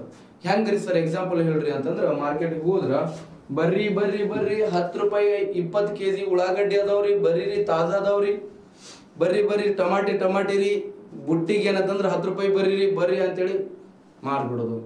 ಏನು ಮಾಸ್ಟರ್ ಎಷ್ಟು ಪರ್ಫೆಕ್ಟ್ ಆಗಿ ಹೇಳ್ತೀಯಲ್ಲ, ಮಾರಕ್ ಹೋಗಿ ಏನಲ್ಲ ಅಂತಂದಿರಿ. ಮತ್ತೆ ಮಾರಕ್ಕೇನು ಹೋಗಿಲ್ಲ, ನಿಮ್ಗೆ ಏನಂತಂದ್ರೆ ಎಕ್ಸಾಂಪಲ್ ಪ್ರಾಕ್ಟಿಕಲ್ ಆಗಿ ಕೊಡ್ತಿದೀವಿ ನಾವು ಅಷ್ಟೇ. ಓಕೆ, ಮತ್ತೆ ಏನ್ರಿ, ಸ್ವಲ್ಪ ಏನಂದ್ರೆ ರೊಕ್ಕ ತಗೊಂಡು ಹೋಗೋದು, ಚೀಲ ತುಂಬ್ಕೊಂಡು ಬಂದ್ಬಿಡೋದು. ಹಳೆ ಕಾಲದ ಮಂದಿ ಹಂಗೆ ಮಾಡ್ತಿದ್ರು ಅವರು. ಬರೀ ಅಂತಂದ್ರ ಆಕಾಣಿ ನಾಕಾಣಿ 10 ಪೈಸೆ 20 ಪೈಸೆ ಒಳಗೆ ಏನಂತಂದ್ರ ಮದುವೆ ಆಗಿ ಮಕ್ಕಳ ಮದುವೆನೂ ಹಾಕಿದ್ವು ಅಂತೆ. ಸೊ ಅಷ್ಟೊಂದು ಏನಂತಂದ್ರೆ ವ್ಯಾಲ್ಯೂ ಆಫ್ ಮನಿ ಇತ್ತು ಅಂತೆ, ದುಡ್ಡಿಗೆ ಅಷ್ಟೊಂದು ಮೌಲ್ಯ ಇತ್ತು ಅವಾಗ. ಬರ್ತಾ ಏನಾಗ್ತಿದೆ, ದುಡ್ಡಿಗೆ ಏನಂತಂದ್ರೆ ವ್ಯಾಲ್ಯೂ ಏನಾಗ್ತಿದೆ, ಕಡಿಮೆ ಆಗ್ತಿದೆ ರೀ. ಇನ್ಫ್ಲೇಷನ್ ಆಗ್ತಿದೆ. ಎವ್ರಿ ಡೇ ಏನಂತಂದ್ರೆ ಇನ್ಫ್ಲೇಷನ್ ಆಗೋದನ್ನು ನಾವು ನೋಡ್ತೀವಿ, ರೇಟ್ ಏರಿಕೆ ಆಗತ್ತದ. ಬಟ್ ಇಷ್ಟೊಂದು ಏನಂತಂದ್ರ ಇನ್ಫ್ಲೇಷನ್ ಆಗಬಾರ್ದು. ಕ್ರಿಪಿಂಗ್ ಇನ್ಫ್ಲೇಷನ್ ಆಗಿದ್ರೆ ಓಕೆ ಅಪ್ಪ, ನಡೀತದ. ಬಟ್ ನಮ್ಮಲ್ಲಿ ಏನಂತಂದ್ರೆ ನಮ್ಮ ಭಾರತ ದೇಶದಲ್ಲಿ ಪ್ರೆಸೆಂಟ್ ರನ್ನಿಂಗ್ ಇನ್ಫ್ಲೇಷನ್ ಆಗ್ತಿದೆ ರೀ. ಓಕೆ, ರನ್ನಿಂಗ್ ಇನ್ಫ್ಲೇಷನ್ ಸಂಭವಿಸುವಂತ ಸಾಧ್ಯತೆಗಳು ಕೂಡ ಇದೆ ಅಂತ ಹೇಳಿ ಹೇಳ್ತಾರೆ. ನೆಕ್ಸ್ಟ್ ಏನಂತಂದ್ರ ಈ ಹಣಪ್ರಸರಣಕ್ಕೆ ಕಾರಣ ಪರಿಣಾಮ ಮತ್ತು ಇದಕ್ಕೆ ನಿಯಂತ್ರಿಸುವ ಕ್ರಮಗಳೆಲ್ಲ ಏನಾಗ್ತಿರ್ತದ ಹಣದುಬ್ಬರಕ್ಕೆ ವಿರುದ್ಧ ಆಗಿರುತ್ತೆ. ಇದು ನಿಮಗೆ ಏನಂತಂದ್ರೆ 2020 PSI ಎಕ್ಸಾಮ್ ಅಲ್ಲಿ ಏನಂದ್ರೆ ಡೈರೆಕ್ಟ್ ಕ್ವಶನ್ ಕೇಳಂತ್ರಿ ನಿಮಗೆ ಹಣಪ್ರಸರಣ ಎಂದರೆ ಏನು ಅಂತ. ಓಕೆ, ಹಣದುಬ್ಬರ ಇಳಿತ ಅಂದ್ರೆ ಏನು ಹಂಗೂ ಕೇಳಿಲ್ಲ. ಡಿಫ್ಲೇಷನ್ ಅಂದ್ರೆ ಏನಂತೇಳಿ ಕೇಳಿದಾರೆ ನಿಮ್ಗೆ. ಡಿಫ್ಲೇಷನ್ ಎಂದರೆ ಏನು ಅಂತೇಳಿ ಡೈರೆಕ್ಟ್ ಆಗಿ ಕೇಳಿಬಿಟ್ಟಿದ. ಡಿಫ್ಲೇಷನ್ ಅಂತಂದ್ರೆ ಕಡಿಮೆ ಹಣ ಇರಬೇಕು, ಹೆಚ್ಚು ಸರಕುಗಳನ್ನು ಕೊಂಡುಕೊಳ್ತಿರ್ಬೇಕು. ಇದೇ ಏನಂತಂದ್ರೆ ಡಿಫ್ಲೇಷನ್ ಅಂತೇಳಿ ಕರೀತಾರೆ. ಇಷ್ಟೇನಂತಂದ್ರೆ ಗೊತ್ತಿರಲಿ. Okay right. ಇದಾದ ನಂತರ ನೆಕ್ಸ್ಟ್ ಬರೋದು ಏನ್ರಿಪ್ಪ ನಿಮಗೆ ಅಂತ ಕೇಳಿದ್ರೆ, ನೆಕ್ಸ್ಟ್ ಬರೋದು ಏನಂತಂದ್ರೆ ಇಂಪಾರ್ಟೆಂಟ್ ಆಗಿರುವಂಥ ಕಾನ್ಸೆಪ್ಟ್ ಯಾವುದ್ರಿ ಅಂತ ಕೇಳಿದ್ರೆ ಹಣದುಬ್ಬರ ಮತ್ತು ಹಣಪ್ರಸರಣ ಎರಡು ಇಲ್ಲಿ ಅಂತಂದ್ರೆ ಕಂಪ್ಲೀಟ್ ಆಗ್ತದ. ಮತ್ತೇನಂತಂದ್ರೆ ಬೇಡಿಕೆ ಮತ್ತು ಪೂರೈಕೆಯ ನಿಯಮಗಳು, law of demand and supply ಅಂತ ಕರಿತೀವಿ. ಬೇಡಿಕೆ ಮತ್ತು ಪೂರೈಕೆಯ ನಿಯಮಗಳು ಭಾರಿ ಈಸಿ ಅದ್ರಿ ಇದು. Law of demand and supply ಅಂತ ಕರಿತೀವಿ. ಈಸಿ ಇದೆ ರೀ. ಇದು ಕೂಡ ಏನಂತಂದ್ರೆ ಡೈರೆಕ್ಟ್ ಕ್ವಶನ್ ಕೇಳ್ಯಾರ ಇದನ್ನು. Law of demand and supply. Okay, law of demand and supply ಅಂತ ಕರಿತೀವಿ. Law of demand and supply. Demand and supply. Law of demand and supply ಅಂತ ಕರಿತೀವಿ. ಬೇಡಿಕೆ ಮತ್ತು ಪೂರೈಕೆಯ ನಿಯಮಗಳು. Law of demand and supply ಅಂತ ಹೇಳಿ ಇದು ಒಂದು ಏನಂತಂದ್ರೆ ಕಾಂಪಿಟೇಟಿವ್ ಎಕ್ಸಾಮ್ ಒಳಗೆ ಏನಂತಂದ್ರೆ ಎಲ್ಲೋ ಅಲ್ಪ ಸ್ವಲ್ಪ ಅಲ್ಲಿ ಇಲ್ಲಿ ಸ್ವಲ್ಪ ಏನಾದ್ರು ಕೇಳ್ತಾರೆ. ಇದರ ಮೇಲೆ ಜಾಸ್ತಿ ಏನಂತಂದ್ರೆ ಡಿಗ್ರಿ ಮತ್ತು PG ಲೆವೆಲ್ ಒಳಗೆ ಮತ್ತು KSET ನೆಟ್ ಓದೋರಿಗೆ ಅಂದ್ರೆ ಫುಲ್ ಡೆಪ್ತ್ ಆಗಿ ಕಾನ್ಸೆಪ್ಟ್ ಬರ್ತವೆ. ಇಲ್ಲಿ ಅಂದ್ರೆ ಕಾಂಪಿಟೇಟಿವ್ ಎಕ್ಸಾಮಿಗೆ ಜಾಸ್ತಿ ಏನು ಕೇಳಿಲ್ಲ. ಕೇಳಿದ್ದು ಏನೇನು ಕೇಳ್ಯಾರ ಅದನ್ನ ಅಷ್ಟೇ ಹೇಳ್ತೀನಿ ನೋಡ್ರಿ ಕರೆಕ್ಟಾಗಿ. ನೋಡ್ರಿ, ಈ ಬೇಡಿಕೆ ಮತ್ತು ಪೂರೈಕೆ ನಿಯಮಗಳನ್ನು ಪರಿಚಯ ಮಾಡಿದವರು ಯಾರು ಅಂತಂದ್ರೆ ಆಲ್ಫ್ರೆಡ್ ಮಾರ್ಷಲ್ ಅವರು ಪರಿಚಯ ಮಾಡಿದನ್ನ ಅಭಿವೃದ್ಧಿ ಪಡಿಸ್ತಾರೆ ಡಿಮಾಂಡ್ ಸಪ್ಲೈ ಕರ್ ಅನ್ನು. ಹಾಗಾದ್ರೆ ನೋಡ್ರಿ, ಅವರ ಕೃತಿ ಯಾವುದ್ರಿ ಅಪ್ಪ ಅಂತ ಕೇಳಿದ್ರ ಯಾರ್ದು? ಆಲ್ಫ್ರೆಡ್ ಮಾರ್ಷಲ್ ಅವರ ಕೃತಿ. ತನ್ನ ಕೃತಿಯಾದ ಅರ್ಥಶಾಸ್ತ್ರದ ತತ್ವಗಳು ದಿ ಪ್ರಿನ್ಸಿಪಲ್ಸ್ ಆಫ್ ಎಕನಾಮಿಕ್ಸ್ ಎಂಬ ಕೃತಿಯಲ್ಲಿ, ಯಾವುದು? ದಿ ಪ್ರಿನ್ಸಿಪಲ್ಸ್ ಆಫ್ ಎಕನಾಮಿಕ್ಸ್ ಎಂಬ ಕೃತಿಯಲ್ಲಿ ಆಲ್ಫ್ರೆಡ್ ಮಾರ್ಷಲ್ ಅವರು ಮೊಟ್ಟ ಮೊದಲ ಬಾರಿಗೆ ಈ ಕೃತಿಯಲ್ಲಿ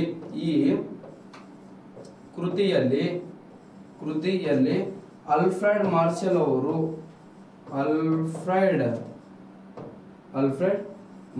ಅವರು ಮೊದಲ ಬಾರಿಗೆ ಏನಂತಂದ್ರೆ ಬೇಡಿಕೆ ಮತ್ತು ಪೂರೈಕೆ ನಿಯಮಗಳ ಕುರಿತು ವಿವರಿಸಿದ್ದಾರೆ.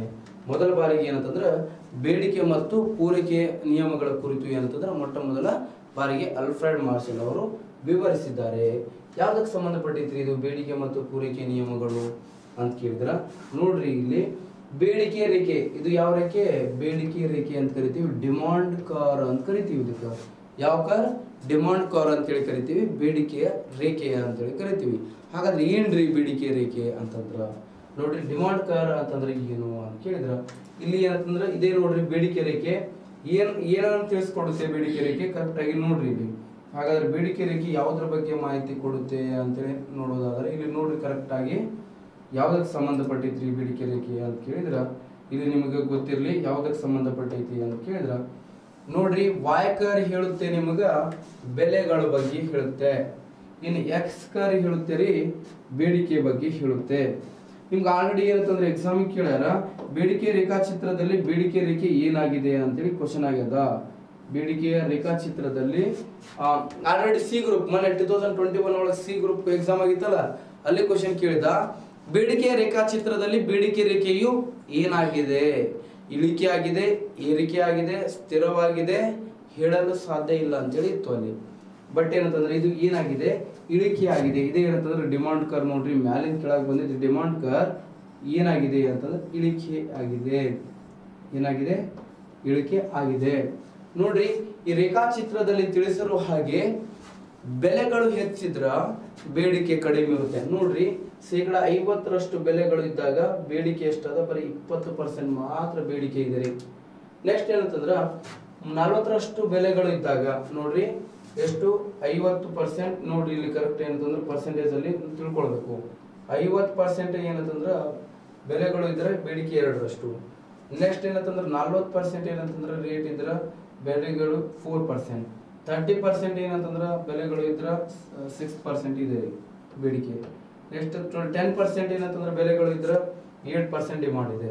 ನೆಕ್ಸ್ಟ್ 10% ಡಿಮಾಂಡ್ ಇದ್ರೆ ಏನಂತಂದ್ರೆ 10 ಬೆಲೆಗಳು ಇದ್ರ 10% ಪ್ರೈಸ್ ಇದ್ರ ಡಿಮಾಂಡ್ ಇದ್ರೆ 10%. ಇದರ ಅರ್ಥ ಏನಂತಂದ್ರ ಬೆಲೆಗಳು ಹೆಚ್ಚಾದ್ರೆ ಬೇಡಿಕೆ ಕಡಿಮೆ ಇರುತ್ತೆ, ಬೆಲೆಗಳು ಕಡಿಮೆ ಆದ್ರೆ ಬೇಡಿಕೆ ಹೆಚ್ಚಿರುತ್ತದೆ ಅಂತೇಳಿ ರೇಖಾಚಿತ್ರದಲ್ಲಿ ವಿವರಿಸಲಾಗಿದೆ.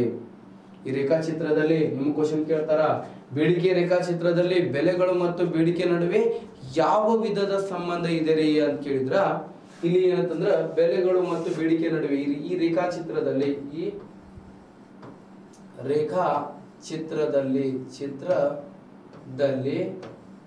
ಬೆಲೆಗಳು ಮತ್ತು ಬೇಡಿಕೆ ನಡುವೆ ಬೆಲೆಗಳು ಮತ್ತು ಬೇಡಿಕೆ ನಡುವೆ ಪರಸ್ಪರ ಎಂತ ಸಂಬಂಧ ಇದೆ, ವಿರುದ್ಧವಾಗಿರುವ ಸಂಬಂಧ ಇದೆ, ವಿರುದ್ಧವಾದ ಸಂಬಂಧ ಇರೋದನ್ನು ತಿಳಿಸಲಾಗಿದೆ. ಸಂಬಂಧ ವಿರುದ್ಧವಾಗಿರುವಂತದ್ದು ಅಂದ್ರೆ ಒಂದೇ, ವಿಲೋಮವಾಗಿರುವ ಸಂಬಂಧ ಇದೆ ಅಂತೇಳಿ ಹೇಳಬಹುದು. ವಿರುದ್ಧ ಅಂತಂದ್ರೆ ಒಂದೇ, ವಿಲೋಮವಾಗಿರುವಂತ ಸಂಬಂಧ ಇದೆ ಅಂತಂದ್ರೆ ಒಂದೇ. ಓಕೆ, ಬೆಲೆಗಳು ಹೆಚ್ಚಿದ್ರೆ ಬೇಡಿಕೆ ಕಡಿಮೆ ಇರ್ತದ, ಬೆಲೆಗಳು ಕಡಿಮೆ ಇದ್ರೆ ಬೇಡಿಕೆ ಕೂಡ ಏನಾಗ್ತದ, ಹೆಚ್ಚಾಗ್ತದ ಅಂತ. ನೀವು ಮಾರ್ಕೆಟಿಗೆ ಹೋಗ್ತಿರ್ತೀರಿ ಈಗ. ಓಕೆ, ಈಗ ಸೀಸನ್ ಅಂದ್ರೆ ದ್ರಾಕ್ಷಿ ಹಣ್ಣು ಸೀಸನ್ ಅದಾವ. ಈಗ ಸೀಸನ್ ಹೋದ್ರೆ ಏನ್ರಿ ದ್ರಾಕ್ಷಿ ಹಣ್ಣಿ ಹೆಂಗ್ರಿ ಕೆಜಿ ಅಂತ ಕೇಳ್ತೀರಿ. ಅವಾಗ ಏನಂತಂದ್ರ ಬರ್ರಿ 10 ರೂಪಾಯಿ ಕೊಟ್ರಿ ಏನಂತಂದ್ರೆ ಪಾವ್ ಕೆಜಿ ಕೊಡ್ತೀವ್ರಿ, 20 ಕೊಟ್ರಿ ಏನಂತಂದ್ರೆ ಅರ್ಧ ಕೆಜಿ ಕೊಡ್ತೀವ್ರಿ, 30 ಕೊಟ್ರೆ 1 ಕೆಜಿ ಕೊಡ್ತೀವ್ರಿ, 50 ಕೊಟ್ರೆ 2 ಕೆಜಿ ಕೊಡ್ತೀವ್ರಿ ಅಂದ್ರೆ ನೋಡ್ರಿ ಹೆಂಗೆ ಹೆಚ್ಚು ತಗೊಳ್ತಿರಲ್ಲ. ಅವಾಗ ಎಂತಂದ್ರ ರೇಟ್ ಕಡಿಮೆ ಅದ. ಈ ರೇಟ್ ಕಡಿಮೆ ಇದ್ದಾಗ ಏನಂತಂದ್ರೆ ಕೊಡ್ರಿಯಪ್ಪ ಒಂದು 200 ರೂಪಾಯಿ ಕೊಡ್ತೀನಿ, ಒಂದ್ 2 ಕೆಜಿ ಹಾಕೊ, ಒಂದ್ 4 ಕೆಜಿ ಹಾಕೊಡ್ರಿ ಅಂತೀರಿ. ಅವಾಗ ಏನಂತಂದ್ರೆ ಬೆಲೆಗಳು ಕಡಿಮೆ ಇದ್ದಾಗ ಎಂತಂದ್ರೆ ನೀವು ತಗೊಳ್ಳುವಂತ ಸಾಮರ್ಥ್ಯ ಕೂಡ ಏನಾಗ್ತದೆ, ಹೆಚ್ಚಾಗ್ಬಿಡ್ತೈತಿ ನಿಮ್ದು. ಓಕೆ, ಇನ್ನು ಬೆಲೆಗಳು ಜಾಸ್ತಿ ಆದ್ರೆ ಹೆಂಗ್ ಕೊಡನ್ರಿ ಅಂತಂದ್ರೆ, ಈಗ ಟಮಾಟೋ ಕೆಲವೊಂದು ಸಂದರ್ಭದಲ್ಲಿ ಒಂದ್ 8 ದಿನದ ಹಿಂದೆ ಹಸಿ ಮೆಣಸಿನಕಾಯಿ ರೇಟ್ ಆಗಿತ್ತು ರೀ 160 ರೂಪಾಯಿ ಕೆಜಿ. 160 ರೂಪಾಯಿ ಕೆಜಿ ಇದ್ದಾಗ ನಮ್ಮ ಮಂದಿ ಎಲ್ಲಿ ಹಸಿ ಮೆಣಸಿನಕಾಯಿ ತಿಂತಾರೆ? ಹಸಿ ಮೆಣಸಿನಕಾಯಿ ಎಲ್ಲಿ ಕಾಸ್ಟ್ಲಿ ಅದಾವ, ಬೇಡ ಬರೀ ಏನಂದ್ರೆ ಒಣ ಖಾರ ಹಾಕಿ ತಿಂದ್ಬಿಡೋದು. ಅವಲಕ್ಕಿ ಒಳಗೂ ಒಣ ಖಾರ ಹಾಕಿ ತಿನ್ನುವ ಮಂದಿ ಅದಾರ ನಮ್ಮ ಇಂಡಿಯಾ ಒಳಗೆ. ಯಾಕಂದ್ರೆ ಕಾಸ್ಟ್ಲಿ ಇದ್ದಾಗ. ಮತ್ತೆ ಈರುಳ್ಳಿ ರೇಟ್ ಜಾಸ್ತಿ ಆದ್ರೆ ಈರುಳ್ಳಿ ಅಂತ ಮುಟ್ಟಕ್ಕೆ ಹೋಗಂಗಿಲ್ಲ, ಕ್ಯಾಬೇಜ್ ಯೂಸ್ ಮಾಡಕ್ಕೆ ಸ್ಟಾರ್ಟ್ ಮಾಡಿಬಿಡ್ತಾರೆ. ಇನ್ನ ಟಮಾಟೆ ರೇಟ್ ಜಾಸ್ತಿ ಆದ್ರೆ ಪರ್ಯಾಯ ಮಾರ್ಗ ಇದೆ, ಟೊಮಾಟೊ ಸಾಸ್ ಹಾಕ್ಬಿಡೋದು. ಸೊ ಅದಕ್ಕೇನಂತಂದ್ರ ಯಾಕ್ರಿ ಸರ್ ಅವ್ರು ಜಿಬ್ಬಂಡ್ರಿ ಏನ್ರಿ? ಜಿಬ್ಬಂಡ್ರಲ್ಲ, ಅವ್ರ ಆರ್ಥಿಕ ಸ್ಥಿತಿ ಹಂಗಿರ್ತದ. ಕೆಲವೊಬ್ಬರು ಬಡವ್ರು ಇರ್ತಾರೆ, ಇನ್ನು ಕೆಲವೊಬ್ಬರು ಏನಂತಂದ್ರೆ ಎಲ್ಲ ಇದ್ದು ಕೂಡ ಏನಂತಂದ್ರೆ ಏನ್ ಮಾಡೋದು, ಜಿಬ್ಬಣ್ಣ ಮಂದಿ ಅಂತೀವಿ. ಅದಕ್ಕೆ ತಂದಿರ್ತಾರೆ LED TV, ಬಟ್ ಅದಕ್ಕೆ ಏನಂತಂದ್ರೆ ರಿಚಾರ್ಜ್ ಮಾಡಿಸಿ ಎಷ್ಟೋ ದಿನ ಆಗಿರ್ತೈತಿ. IPL ನಡೆಯತೈತ್ರಿ, IPL ಭಾಳ ನೋಡ್ಬೇಕು, ಸ್ವಲ್ಪ ಹಚ್ರಿ ಅಂತಂದ್ರೆ ಇಲ್ಲ ರೀ ನಿನ್ನೆ ಖಾಲಿ ಆಗಿದ್ರಿ, ಅದ್ರೊಳಗೆ ರಿಚಾರ್ಜ್ ಮಾಡಿಸ್ಬೇಕ್ರಿ, ನಮ್ಮ ಹುಡುಗಾಗಿ ಹೇಳಿಲ್ರಿ, ಇನ್ನು ಮಾಡಿಲ್ರಿ ಅವರು ಅಂತಾರೆ. ಅದು ಖಾಲಿ ಆಗಿ ಒಂದು 3-4 ತಿಂಗಳಾಗಿರ್ತದೆ. ಸೊ ಅದಕ್ಕೆ ಏನಂತಂದ್ರೆ ಜಿಬ್ಬಣ್ಣ ಮಂದಿ ಅವರು. Okay right. ಸೊ ಅದಕ್ಕೆ ಏನಂತಂದ್ರ ಬೇಡಿಕೆ ರೇಖೆ ಡಿಮಾಂಡ್ ಕರ್ ಅಂತೇಳಿ ಕರಿತೀವಿ. ಬೆಲೆಗಳು ಹೆಚ್ಚಿದ್ರೆ ಬೇಡಿಕೆ ಕಡಿಮೆ ಇರ್ತದೆ. ಈ ರೇಖಾಚಿತ್ರದಲ್ಲಿ ಬೇಡಿಕೆ ರೇಖೆ ಏನಾಗಿದೆ ಅಂತಂದ್ರೆ ಮೇಲಿಂದ ಕೆಳಕ್ಕೆ ಏನಾಗಿದೆ, ಇಳಿಕೆ ಆಗಿದೆ ಅಂತೇಳಿ ಏನಂತಂದ್ರೆ ಈ ರೇಖಾಚಿತ್ರದಲ್ಲಿ ವಿವರಿಸಲಾಗಿದೆ. ಅಷ್ಟು ತಿಳ್ಕೊಳ್ರಿ. ಇದ್ರೊಳಗೆ ಏನಂತಂದ್ರೆ ಅಪ್ಲೈಡ್ ಆಗಿ ಕೇಳ್ತಾರೆ ನಿಮ್ಗೆ, ಹೆಂಗೆ ಹೇಳಿನಲ್ಲ ಹಂಗ. ನೆಕ್ಸ್ಟ್ ಏನಂತಂದ್ರ ನೋಡ್ರಿ, ಬೇಡಿಕೆ ಸ್ಥಿತಿಸ್ಥಾಪಕತ್ವ ಅಂತೇಳಿ ಬರುತ್ತೆ ರೀ. ಯಾವ ಸ್ಥಿತಿಸ್ಥಾಪಕತ್ವ? ಬೇಡಿಕೆ ಸ್ಥಿತಿಸ್ಥಾಪಕತ್ವ. ಡಿಮಾಂಡ್ ಎಲಾಸ್ಟಿಕಾ ಅಂತ ಕರಿತೀವಿ ಇದಕ್ಕ. ಯಾವ ಎಲಾಸ್ಟಿಕಾ? ಡಿಮಾಂಡ್ ಎಲಾಸ್ಟಿಕಾ. ಡಿಮಾಂಡ್ ಎಲಾಸ್ಟಿಕಾ.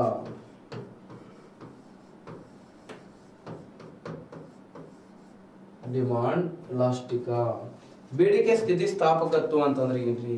ಡಿಮಾಂಡ್ ಎಲಾಸ್ಟಿಕಾ ಅಂತಂದ್ರೆ ಏನು? ಈಸಿ ಇದೆ ರೀ. ಡಿಮಾಂಡ್ ಎಲಾಸ್ಟಿಕಾ ಅಂತಂದ್ರ ಏನಿರಬಹುದು ನೋಡ್ರಿ, ಕೆಲವು ಅವಶ್ಯಕ ಸರಕುಗಳ ಬೆಲೆಯಲ್ಲಿ, ಅವಶ್ಯಕವಾಗಿ ಬೇಕಾಗಿರುವಂತ ಸರಕುಗಳಲ್ಲಿ ನೋಡ್ರಿ, ಕೆಲವು ಅವಶ್ಯಕ ಸರಕುಗಳ ಬೆಲೆಯಲ್ಲಿ ಎಷ್ಟೇ ಪ್ರಮಾಣದಲ್ಲಿ ಏರಿಕೆ ಆದರೂ ಸಹ, ಬೆಲೆಯಲ್ಲಿ ಏನಾಗಬೇಕು, ಎಷ್ಟೇ ಪ್ರಮಾಣದಲ್ಲಿ ಏರಿಕೆ ಆದರೂ ಸಹ ಅದರ ಬೇಡಿಕೆಯಲ್ಲಿ ಯಾವುದೇ ಬದಲಾವಣೆಗಳು ಆಗುವುದಿಲ್ಲ. ಇದೇ ಬೇಡಿಕೆ ಸ್ಥಿತಿಸ್ಥಾಪಕತ್ವ. ಆದ್ರೆ ಬೆಲೆಗಳಲ್ಲಿ ಏನಂತಂದ್ರೆ ಎಷ್ಟೇ ಅವಶ್ಯಕವಾಗಿರುವಂತದ್ದು, ಈ ಉಪ್ಪು ಅವಶ್ಯಕತಮ್ಮ, ಉಪ್ಪು ಏನಂತಂದ್ರೆ 1000 ರೂಪಾಯಿ ಕೆಜಿ ಆದ್ರೂ ಕೂಡ ತಗೊಳ್ಳಬೇಕು. ತೊಗೊಳ್ತಿರಲ್ಲ. ಇಲ್ರಿ ಭಾಳ ಕಾಸ್ಟ್ಲಿ ಆಗೈತ್ರಿ, ಮುಂದಿನ ವರ್ಷ ತೊಗೊಂಡ್ರ ಅದು ಬಿಡ್ರಿ, ಭಾಳ ಕಾಸ್ಟ್ಲಿ ಅದ ಉಪ್ರಿ, ನಾವು ಹಂಗೆ ಊಟ ಮಾಡ್ತೀವ್ರಿ. ಉಪ್ಪು ಇರ್ಲಿಲ್ಲ ಅಂದ್ರೆ ನಡೀತೈತೇನ? ನಡೆಯಂಗಿಲ್ಲ. ಸೊ ಅದಕ್ಕೇನಂದ್ರೆ ಅವಶ್ಯಕವಾಗಿ ಏನಂತಂದ್ರೆ ಬೇಕಾಗಿರೋಂಥ ಸರಕುಗಳು. ಕೆಲವೊಬ್ರು ಏನಂತಂದ್ರ ಈಗ ಪೆಟ್ರೋಲ್ ರೇಟ್ ಕೂಡ ಹೆಚ್ಚಾಗ್ಯದ. ಸರ್ ಪೆಟ್ರೋಲ್ ರೇಟ್ ಹಾಗೆ ಹೆಚ್ಚಾದ್ರೆ ಡಿಮಾಂಡ್ ಕಡಿಮೆ ಆಗೋದಲ್ಲ.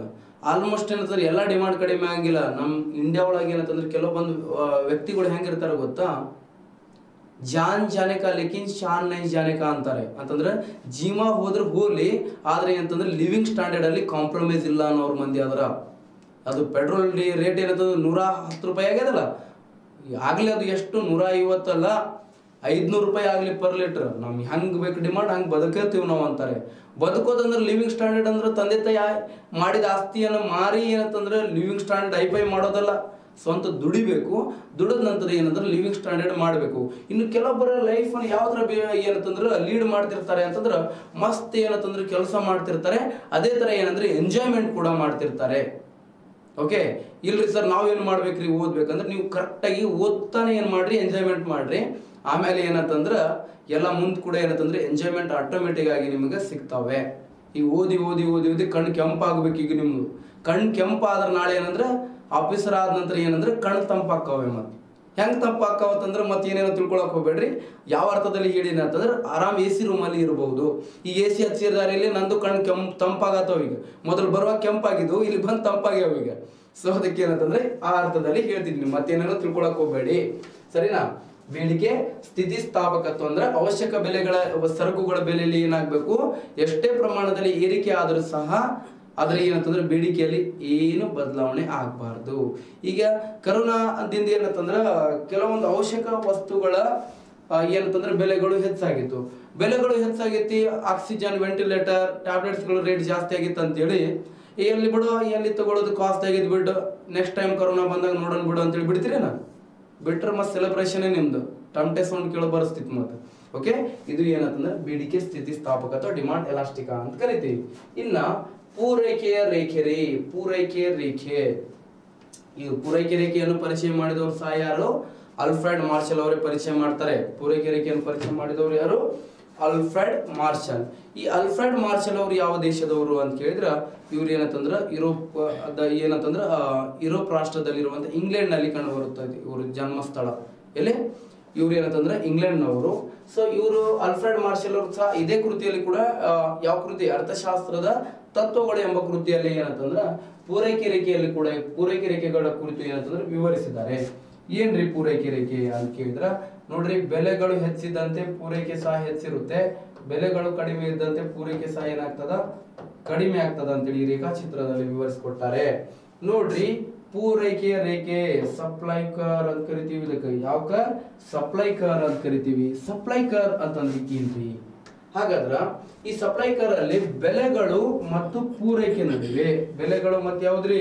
ಪೂರೈಕೆ ನಡುವೆ, ಬೆಲೆಗಳ ಮತ್ತು ಪೂರೈಕೆ ನಡುವೆ ಪರಸ್ಪರ ಎಂತ ಸಂಬಂಧ ಇದೆಯಪ್ಪ? ಪೂರೈಕೆ ರೇಖೆ ಚಿತ್ರದಲ್ಲಿ ಬೆಲೆಗಳು ಮತ್ತು ಪೂರೈಕೆ ನಡುವೆ ಪರಸ್ಪರ ಎಂತ ಸಂಬಂಧ? ಪೂರಕವಾದ, ಪರಸ್ಪರ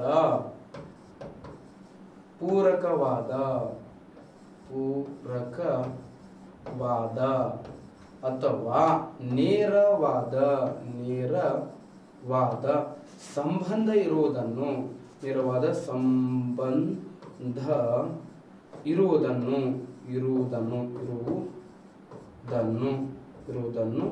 ಏನ್ ಮಾಡಲಾಗಿದೆ? ವಿವರಿಸಲಾಗಿದೆ. ಈ ಪೂರೈಕೆ ನೋಡ್ರಿ, ಪೂರೈಕೆ ರೇಖಾಚಿತ್ರದಲ್ಲಿ ಪೂರೈಕೆ ಮತ್ತು ಬೆಲೆಗಳ ಮತ್ತು ಪೂರೈಕೆ ನಡುವೆ ಪರಸ್ಪರ ಎಂತ ಸಂಬಂಧ ಇದೆ? ಪೂರಕವಾದ ಸಂಬಂಧ, ನೇರವಾದ ಸಂಬಂಧ ಇದೆ. ಯಾಕಂತಂದ್ರ ಈಗ ಬೆಲೆಗಳು ಹೆಚ್ಚಿದ್ರೆ ಪೂರೈಕೆ ಸಹ ಏನ್ ಮಾಡ್ತಾರೆ? ಹೆಚ್ಚು ಮಾಡ್ತಾರೆ. ಬೆಲೆಗಳು 50 ಇದ್ದಾಗ ಪೂರೈಕೆ 10 ಎಷ್ಟಿದೆ? ಬೆಲೆಗಳು 10 ಇದ್ದಾಗ ಪೂರೈಕೆ ಮಾತ್ರ 2 ಇದೆ. ನೋಡ್ರಿ, ಎಕ್ಸಾಂಪಲ್ ಹೇಳ್ಬೇಕಂತಂದ್ರ, ರೈತರು ಬೆಳೆದಿರುವಂತ ಬೆಳೆಗಳಿಗೆ ಮಾರ್ಕೆಟ್ ಅಲ್ಲಿ ಪ್ರೈಸ್ ಚೆನ್ನಾಗಿದ್ರೆ ಏನ್ ಮಾಡ್ತಾರೆ? ಆಗಿಂದಾಗಿ ಏನ್ ಮಾಡಿಬಿಡ್ತಾರೆ? ಮಾರ್ಬಿಡ್ತಾರೆ. ಅವ್ರು ಮಾರ್ಬಿಡೋದಂತಂದ್ರೆ ಸಪ್ಲೈ ಮಾಡೋದು ಅಂತ ಅರ್ಥ. ಏನ್ ಮಾಡ್ತಾರೆ? ಮಾರ್ಬಿಡ್ತಾರೆ. ಸರ್, ಬೆಲೆಗಳನ್ನೇ ಇರ್ಲಿಲ್ಲ ಅಂತಂದ್ರೆ ಏನ್ ಮಾಡ್ತಾರೆ? ಮಾರ್ಕೆಟ್ ಅಲ್ಲಿ ಪ್ರೈಸೇ ಇಲ್ರಿ, ರೈತರು ಬೆಳೆದಿರುವಂತ ಬೆಳೆಗೆ ಬೆಲೆನೇ ಇಲ್ಲ ಅಂತಂದಾಗ ಏನ್ ಮಾಡ್ತಾರೆ? ಅವರು ಸಪ್ಲೈ ಮಾಡಂಗಿಲ್ರಿ, ಮಾರಾಟ ಮಾಡಂಗಿಲ್ಲ, ಸ್ಟೋರ್ ಮಾಡಿ ಇಟ್ಕೊಳ್ತಾರೆ ಮನೆಯಲ್ಲಿ. ಹಂಗಂತೇಳಿ ಟೊಮಾಟೊ ಸ್ಟೋರ್ ಮಾಡಿ ಇಡಂಗಿಲ್ಲ. ಟೊಮಾಟೊ ಮಾಡಿಬಿಟ್ರೆ ಮತ್ತೆ ಟೊಮಾಟೊ ಚಟ್ನಿ ಆಗಿಬಿಡ್ತಿತ್ತು ನೋಡಿ. ಓಕೆ, ಸೊ ಕೆಡಲಾರ್ದಂಥ ಸರಕುಗಳನ್ನು ಸ್ಟೋರ್ ಮಾಡಿ ಇಟ್ಕೊಳ್ತಾರೆ. ಈ ಗೊಂಜಾಳ ಆಗಿರ್ಬೋದು, ಗೊಂಜಾಳ ಅಂದ್ರೆ ಗೊತ್ತಾಗ್ತದ, ಮೆಕ್ಕೆಜೋಳ ಆಗಿರ್ಬೋದು, ನೆಕ್ಸ್ಟ್ ಏನಂತಂದ್ರೆ ಜೋಳ ಆಗಿರ್ಬೋದು, ಭತ್ತ ಆಗಿರ್ಬೋದು, ಕೆಡಲಾರ್ದಂತೆ ಇರುವಂಥ ಪದಾರ್ಥಗಳನ್ನ ಏನು ಮಾಡ್ತಾರೆ, ಶೇಖರಣೆ, ಆಲೂಗಡ್ಡೆ ಆಗಿರ್ಬೋದು, ಓಕೆ, ಈರುಳ್ಳಿ ಆಗಿರ್ಬೋದು, ಅವುಗಳನ್ನ ಸ್ಟೋರ್ ಮಾಡಿ ಇಟ್ಕೊಳ್ತಾರೆ ಸ್ವಲ್ಪ ದಿನ. ಇನ್ನು ಮಾರ್ಕೆಟಲ್ಲಿ ರೇಟ್ ಬಂದಾಗ ಏನು ಮಾಡ್ತಾರೆ, ಅದನ್ನು ಮಾರಾಟ ಮಾಡ್ತಾರೆ. ಇದು ಪೂರೈಕೆ ರೇಖೆ. ಬೆಲೆಗಳ ಕಡಿಮೆ ಇರ್ತಾರೆ ಸರ್. ಮತ್ತು ಪೂರೈಕೆ ಮತ್ತು ಬೇಡಿಕೆ ರೇಖೆ ಕಂಪೇರ್ ಮಾಡ್ಕೊಳಕ್ ಹೋಗ್ಬೇಡ್ರಿ. ಮತ್ತು ಓಕೆ, ಬೇಡಿಕೆ ರೇಖೆನೇ ಬೇರೆ, ಪೂರೈಕೆ ರೇಖೆಯೇ ಬೇರೆ. ಪೂರೈಕೆ ರೇಖೆ ಪ್ರಕಾರ ಹೀಗೆ, ಬೇಡಿಕೆ ರೇಖೆ ಪ್ರಕಾರ ಹಾಗೆ, ಆಗ್ಲಿ ಹೇಳಿದ್ನಲ್ಲ ಆ ಥರ ಏನಂತಂದ್ರೆ ಅನಲೈಸ್ ಮಾಡ್ಕೊಳ್ಬೇಕು. ನೆಕ್ಸ್ಟ್, ಈ ಪೂರೈಕೆ ರೇಖಾಚಿತ್ರದಲ್ಲಿ ಪೂರೈಕೆ ರೇಖೆ ಏನಾಗಿದೆ, ಈ ಪೂರೈಕೆ ರೇಖಾಚಿತ್ರದಲ್ಲಿ ಪೂರೈಕೆ ರೇಖೆ ಏನಾಗಿದೆ ಅಂತಂದ್ರ ಎಡದಿಂದ ಬಲಕ್ಕೆ ಏನಾಗಿದೆ, ಏರಿಕೆಯಾಗಿದೆ. ಪೂರೈಕೆ ರೇಖಾಚಿತ್ರದಲ್ಲಿ ಪೂರೈಕೆ ರೇಖೆ ಏನಾಗಿದೆ, ಎಡದಿಂದ ಬಲಕ್ಕೆ ಏನಾಗಿದೆ, ಏರಿಕೆಯಾಗಿದೆ. ಏನಾಗಿದೆ, ಪೂರೈಕೆ ರೇಖಾಚಿತ್ರದಲ್ಲಿ ಪೂರೈಕೆ ರೇಖೆ ಏನಾಗಿದೆ, ಎಡದಿಂದ ಬಲಕ್ಕೆ ಏನಂತಂದ್ರೆ ಏರಿಕೆ ಆಗಿದ್ದನ್ನು ನಾವು ನೋಡ್ತೀವಿ. ಇದೇ ಪೂರೈಕೆ ರೇಖೆ, ಸರಿನಾ? ಈ ಪೂರೈಕೆ ರೇಖೆಯ ಚಿತ್ರದಲ್ಲಿ ಪೂರೈಕೆ ಬೆಲೆಗಳು ಮತ್ತು ಪೂರೈಕೆ ನಡುವೆ ಡೈರೆಕ್ಟ್ ಏನಂತಂದ್ರೆ ನೇರವಾಗಿರುವಂಥ ಸಂಬಂಧ ಇದೆ ಅಷ್ಟೇ. ಮತ್ತೆ ಇದನ್ನು ಬಿಟ್ಟರೆ ಇದರಲ್ಲಿ ಏನು ಕೇಳಂಗಿಲ್ಲ ನಿಮಗ, ಸರಿನಾ? ಎರಡು ಬೇಡಿಕೆ ಮತ್ತು ಪೂರೈಕೆ ರೇಖೆಗಳು ಅಂತೇಳಿ ಕರಿತೀವಿ. ನೆಕ್ಸ್ಟ್ ನಿಮಗೆ ಬರೋದು ಸ್ನೇಹಿತರೆ ಯಾವುದು ಅಂತಂದ್ರೆ ಇಂಪಾರ್ಟೆಂಟ್ ಕಾನ್ಸೆಪ್ಟ್ ಏನಪ್ಪಾ ಅಂತಂದ್ರೆ ಬಡತನ ಮತ್ತು ನಿರುದ್ಯೋಗ ಅಂತೇಳಿ ಬರುತ್ತೆ. ಯಾವುದು? ಬಡತನ ಮತ್ತು ನಿರುದ್ಯೋಗ. ಹಾಗಾದ್ರೆ ಏನ್ರಿ ಬಡತನ ಮತ್ತು ನಿರುದ್ಯೋಗ? ಇಂಪಾರ್ಟೆಂಟ್, ಬಹಳಷ್ಟು ಎಕ್ಸಾಮ್ ಅಲ್ಲಿ ಈ ಬಡತನ ಮತ್ತು ನಿರುದ್ಯೋಗದ ಮೇಲೆ ಏನಂತಂದ್ರೆ ಕೇಳ್ತಿರೋದನ್ನು ನಾವು ನೋಡಿವಿ ಮತ್ತು ಇಂಪಾರ್ಟೆಂಟ್ ಆಗಿರುವಂಥದ್ದಾಗಿರ್ತದ.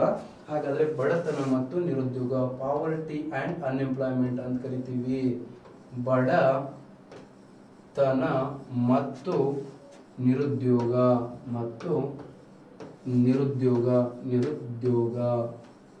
ಯಾವ್ದ್ಯೋಗ?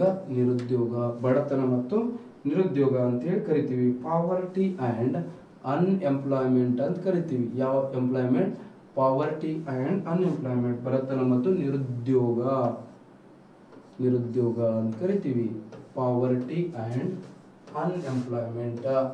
Poverty and unemployment.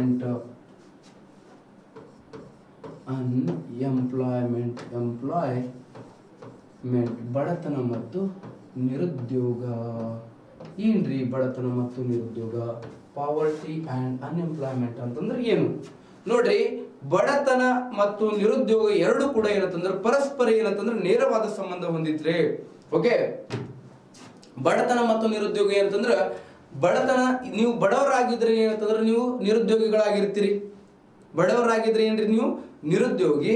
ಮತ್ತು ನೀವು ಇದ್ರ ಅಂತ ತಿಳ್ಕೊಡ್ರಿ. ನೀವು ದೊಡ್ಡ ಅಂದ್ರೆ ಬಿಸ್ನೆಸ್ ಮ್ಯಾನ್ ಮಕ್ಕಳು, ಶ್ರೀಮಂತರ ಮಕ್ಕಳಾಗಿದ್ರೆ ನೀವು ಯಾಕೆ ಏನಂತಂದ್ರೆ ಅನ್ಎಂಪ್ಲಾಯ್ಮೆಂಟ್ ಅಂತೇಳಿ ಅನ್ನಿಸ್ಕೊಳ್ತೀರಿ? ಏನಾರ ಒಂದು ವರ್ಕ್ ಮಾಡ್ಕೊಂಡು ಹೋಗ್ಬಿಡ್ತೀರಾ? ಸೊ ಅದಕ್ಕೆ ಏನಂತಂದ್ರ ಬಡತನ ಇದ್ರೆ ನಿರುದ್ಯೋಗ ಇರ್ತದ, ನಿರುದ್ಯೋಗ ಇದ್ರೆ ಬಡತನ ಇರ್ತದ್ರಿ. ಎರಡಕ್ಕೆ ಎಂತ ಸಂಬಂಧ ಇದೆ ಅಂತಂದ್ರ ಪರಸ್ಪರ ನೇರವಾದ ಸಂಬಂಧ ಇದೆ. ಎರಡು ಏನಂತಂದ್ರ ಒಂದಕ್ಕೆ ಬಿಟ್ಟು ಒಂದ್ ಇರಂಗಿಲ್ಲ ಅವು. ಓಕೆ, ಅದಕ್ಕೆ ಅರ್ಥಶಾಸ್ತ್ರಜ್ಞರ ಅಂತಾರೆ ಈ ಬಡತನ ಮತ್ತು ನಿರುದ್ಯೋಗ ಅನ್ನೋದು ಏನಂತಂದ್ರ ಎರಡು ಕೂಡ ಏನಂತಂದ್ರ ಒಂದೇ ನಾಣ್ಯದ ಎರಡು ಮುಖಗಳಿದ್ದಂತೆ ಅಂತೇಳಿ ಕರೀತಾರೆ. ಬಡತನ ಮತ್ತು ನಿರುದ್ಯೋಗವನ್ನು ಏನಂತ ಕರೀತಾರೆ? ಒಂದೇ ನಾಣ್ಯದ ಎರಡು ಮುಖಗಳಿದ್ದಂತೆ ಅಂತೇಳಿ ಹೇಳ್ತಾರೆ. ಬಡತನ ಇದ್ರೆ ನಿರುದ್ಯೋಗ ಇರ್ತದ, ನಿರುದ್ಯೋಗ ಇದ್ರೆ ಬಡತನ ಇರ್ತದ ಅಂತೇಳಿ ಹೇಳ್ತಾರೆ. ನೀವು ಏನಂತಂದ್ರೆ ಕೆಲಸ ಇಲ್ಲ, ನೀವು ಬಡವರಾಗಿದ್ರಿ. ಈಗ ನೀವು ಎಲ್ಲರೂ ಕಾಂಪಿಟೇಟಿವ್ ಎಕ್ಸಾಮ್ ಪ್ರಿಪೇರ್ ಮಾಡ್ತಿದ್ರಲ್ಲ, ಈಗ ಅಪ್ಪ ಅಮ್ಮ ಅಣ್ಣ ತಂಗಿ ಅವ್ರವ್ರ ಮೇಲೆ ಏನಂತಂದ್ರೆ ನೀವು ಅವಲಂಬನೆ ಆಗಿದ್ರಿ. ಈಗ ನಿಮ್ ಕಡೆ ರೊಕ್ಕನೇ ಇಲ್ಲ, ಖರ್ಚಿಗೆ ಸ್ವಲ್ಪ ಕೊಡ್ತಿರ್ತಾರೆ, ಎಲ್ಲ ಕಾಂಪ್ರಮೈಸ್ ಲೈಫ್ ನಿಮ್ದು. ಸೊ ಅದಕ್ಕೆ ಏನಂತಂದ್ರ ಒಂದು ಜಾಬ್ ಆದ್ರೆ ಏನಂತಂದ್ರೆ ಆರಾಮ್ ಲಿವಿಂಗ್ ಸ್ಟ್ಯಾಂಡರ್ಡ್ ಏನಂತಂದ್ರೆ ಸೂಪರ್ ಆಗಿರುವಂಥದ್ದು, ಸರಿನಾ? ಹಾಗಾದ್ರೆ ಬಡತನ ಅಂತಂದ್ರೆ ಈ ಬಡತನ ಮತ್ತು ನಿರುದ್ಯೋಗ ನಮ್ಮ ದೇಶದಲ್ಲಿ ಅಷ್ಟೇ ದೊಡ್ಡ ಸಮಸ್ಯೆ ಅಲ್ಲ, ಈಗ ಜಾಗತಿಕ ಮಟ್ಟದಲ್ಲಿ ಇದು ಏನಂತಂದ್ರೆ ಜಾಗತಿಕ ಸಮಸ್ಯೆ ಆಗ್ಯದ ರೀ, ಗ್ಲೋಬಲ್ ಪ್ರಾಬ್ಲಮ್ ಆಗಿದೆ ರೀ. ಬಡತನ ಮತ್ತು ನಿರುದ್ಯೋಗ ಅನ್ನೋದು ಏನಂತಂದ್ರ ಜಾಗತಿಕ ಸಮಸ್ಯೆ ರೀ. ಬಹಳಷ್ಟು ದೇಶಗಳು ಅನುಭವಿಸುತ್ತಿರುವಂತ ಏನಂತಂದ್ರ ಅತಿ ದೊಡ್ಡ ಸಮಸ್ಯೆಗಳಲ್ಲಿ ಈ ಬಡತನ ಮತ್ತು ನಿರುದ್ಯೋಗ ಸಹ ಏನಂತಾಗಿದೆ, ಒಂದಾಗಿದೆ. ಹಾಗಾದ್ರೆ ಬಡತನ ಎಂದರೆ ಏನು ರೀ? ಬಡತನ ಎಂದರೇನು? ಬಡತನ ಎಂದರೇನು? ಈ ಬಡತನದ ಬಗ್ಗೆ ಮಾತ್ರ ಮಾತಾಡ್ತೀವಿ ನಾವು, ನಿರುದ್ಯೋಗದ ಬಗ್ಗೆ ಮಾತಾಡಂಗಿಲ್ಲ. ಈಗ ಬಡತನದ ಬಗ್ಗೆ ಮಾತ್ರ ಮಾತಾಡ್ತೀವಿ. ಬಡತನ ಎಂದರೇನು ಎಂದರೆ ಬಡತನ ಎಂದರೆ ಏನಪ್ಪ? Question mark. ಬಡತನ ಅಂತಂದ್ರೆ ಏನಪ್ಪ ನಿಮ್ಮ ಪ್ರಕಾರ? ಬಡತನ ಅಂದ್ರ ಯಾವುದೇ ಒಬ್ಬ ವ್ಯಕ್ತಿಯು ತನ್ನ ಕನಿಷ್ಠ ಅಗತ್ಯತೆಗಳನ್ನು ಅಥವಾ ಏನಂತಂದ್ರ ಮೂಲಭೂತ ಅಗತ್ಯತೆಗಳನ್ನು ಪಡೆದುಕೊಳ್ಳಲಾಗದೇ ಇರುವಂತ ಅಸಹಾಯಕ ಸ್ಥಿತಿಯನ್ನು ಏನಂತ ಕರೀತಾರೆ? ಬಡತನ ಅಂತೇಳಿ ಕರೀತಾರೆ. ಒಬ್ಬ ವ್ಯಕ್ತಿ ನೋಡ್ರಿ, ಅವನಿಗೆ ಬೇಕಾಗಿರುವಂತ ಅವಶ್ಯಕತೆಗಳು ರೀ ಕನಿಷ್ಠ ಅಗತ್ಯತೆಗಳು ಅಥವಾ ಮೂಲಭೂತ ಅಗತ್ಯತೆಗಳು, ಕನಿಷ್ಠ ಅಗತ್ಯತೆಗಳು ಅಂತ ಕರಿತೀವಿ. ಕನಿಷ್ಠ ಅಗತ್ಯತೆಗಳು ಅಥವಾ ಮೂಲಭೂತ ಅಗತ್ಯತೆಗಳು, ಕನಿಷ್ಠ ಅಗತ್ಯತೆಗಳು ಅಥವಾ ಮೂಲಭೂತ ಅಗತ್ಯತೆಗಳು, ತನ್ನ ಕನಿಷ್ಠ ಅಗತ್ಯತೆಗಳು ಅಥವಾ ಮೂಲಭೂತ ಅಗತ್ಯತೆಗಳನ್ನು ಪಡೆದುಕೊಳ್ಳಲಾಗದಿರುವ ಒಂದು ಅಸಹಾಯಕ ಸ್ಥಿತಿ ರೀ. ಏನ್ರಿ ಕನಿಷ್ಠ ಅಗತ್ಯತೆಗಳು? ಒಂದೇದು ನೋಡ್ರಿ, ಕನಿಷ್ಠ ಅಗತ್ಯತೆಗಳಲ್ಲಿ ಆಹಾರ ನೋಡ್ರಿ ಸ್ನೇಹಿತರೆ, ಎಷ್ಟೋ ಜನರಿಗೆ ಏನಂತಂದ್ರ ಪ್ರಾಪರ್ಲಿ ಏನಂತಂದ್ರ 3 ಟೈಮ್ ಏನಂತಂದ್ರ ಊಟ ಸಿಗತ್ತಿಲ್ರಿ. 1 ಟೈಮ್ ಊಟ ಮಾಡಿದ್ರೆ ಏನಂತಂದ್ರ 1 ಟೈಮ್ ಏನಾದ್ರು ಊಟ ಮಾಡಂಗಿಲ್ಲ. ಇಲ್ಲೇ ಧಾರವಾಡ ಒಳಗೆ ಎಷ್ಟೋ ಸ್ಟೂಡೆಂಟ್ಸ್ ನೋಡ್ತಿರ್ತೀನಿ ನಾನು. 1 ಟೈಮ್ ಏನಂದ್ರೆ ಮಧ್ಯಾಹ್ನ ಊಟ ಮಾಡಿದ್ರೆ ರಾತ್ರಿ ಊಟ ಇರಂಗಿಲ್ಲ. ರಾತ್ರಿ ಊಟ ಮಾಡಿದ್ರೆ ಬೆಳಗ್ಗೆ ನಾಷ್ಟ ಮಾಡ್ತಿರಂಗಿಲ್ಲ. ಒಂದು ಟೀ, ಒಂದು ಬನ್, ಇಲ್ಲಂತಂದ್ರೆ ಒಂದೇನಂದ್ರೆ ಬಾಳೆಹಣ್ಣು ಮೇಲೆ ಅಂತಂದ್ರೆ ತಮ್ಮ ಈ ಒನ್ ಟೈಮ್ ಏನಂತಂದ್ರೆ ಊಟ ಏನು ಮಾಡ್ತಿರ್ತಾರೆ, ಬಿಡ್ತಿರ್ತಾರೆ ಹುಡುಗರು. ಅಂತ ಹುಡುಗರು ಆದಾರಿ ಆಹಾರ ಎಷ್ಟೋ ಮಂದಿಗೆ ಏನಂತಂದ್ರೆ ಆಹಾರ ಸಮಸ್ಯೆಗಳಿದೆ. ಓಕೆ, ನಮ್ಗಿಂತ ಜಾಸ್ತಿ ಏನಂತಂದ್ರೆ ಆಫ್ರಿಕಾ ಖಂಡದಲ್ಲಿ ಏನಂತಂದ್ರೆ ಕೆಲವೊಂದಿನ ಬುಡಕಟ್ಟು ಜನಾಂಗಗಳಲ್ಲಿ ಏನಂತಂದ್ರೆ ಬಹಳಷ್ಟು ಆಹಾರದ ಸಮಸ್ಯೆ ಇದೆ ರೀ. ಕೆಲವೊಬ್ಬರು ಏನಂತಂದ್ರೆ ಬದುಕೋಗೋಸ್ಕರ ತಿನ್ನೋದಾದ್ರ, ಇನ್ನು ಕೆಲವೊಬ್ಬರು ತಿನ್ನೋಗೋಸ್ಕರ ಬದುಕ್ತಿರ್ತಾರೆ. ಯಾವಾಗ ನೋಡಿದಾಗ ಅಂದ್ರೆ ಮೇಯ್ತಿರ್ತಾರೆ ಹೆಂಗ. ಓಕೆ, ಬಟ್ ಏನಂತಂದ್ರೆ ಆಹಾರ ಅಂತ ಕರಿತೀವಿ. ಇನ್ನು ಎರಡನೇದು ಏನಂತಂದ್ರೆ ವಸತಿ ಅಂತ ಕರಿತೀವಿ. ಎರಡನೇದು ವಸತಿ.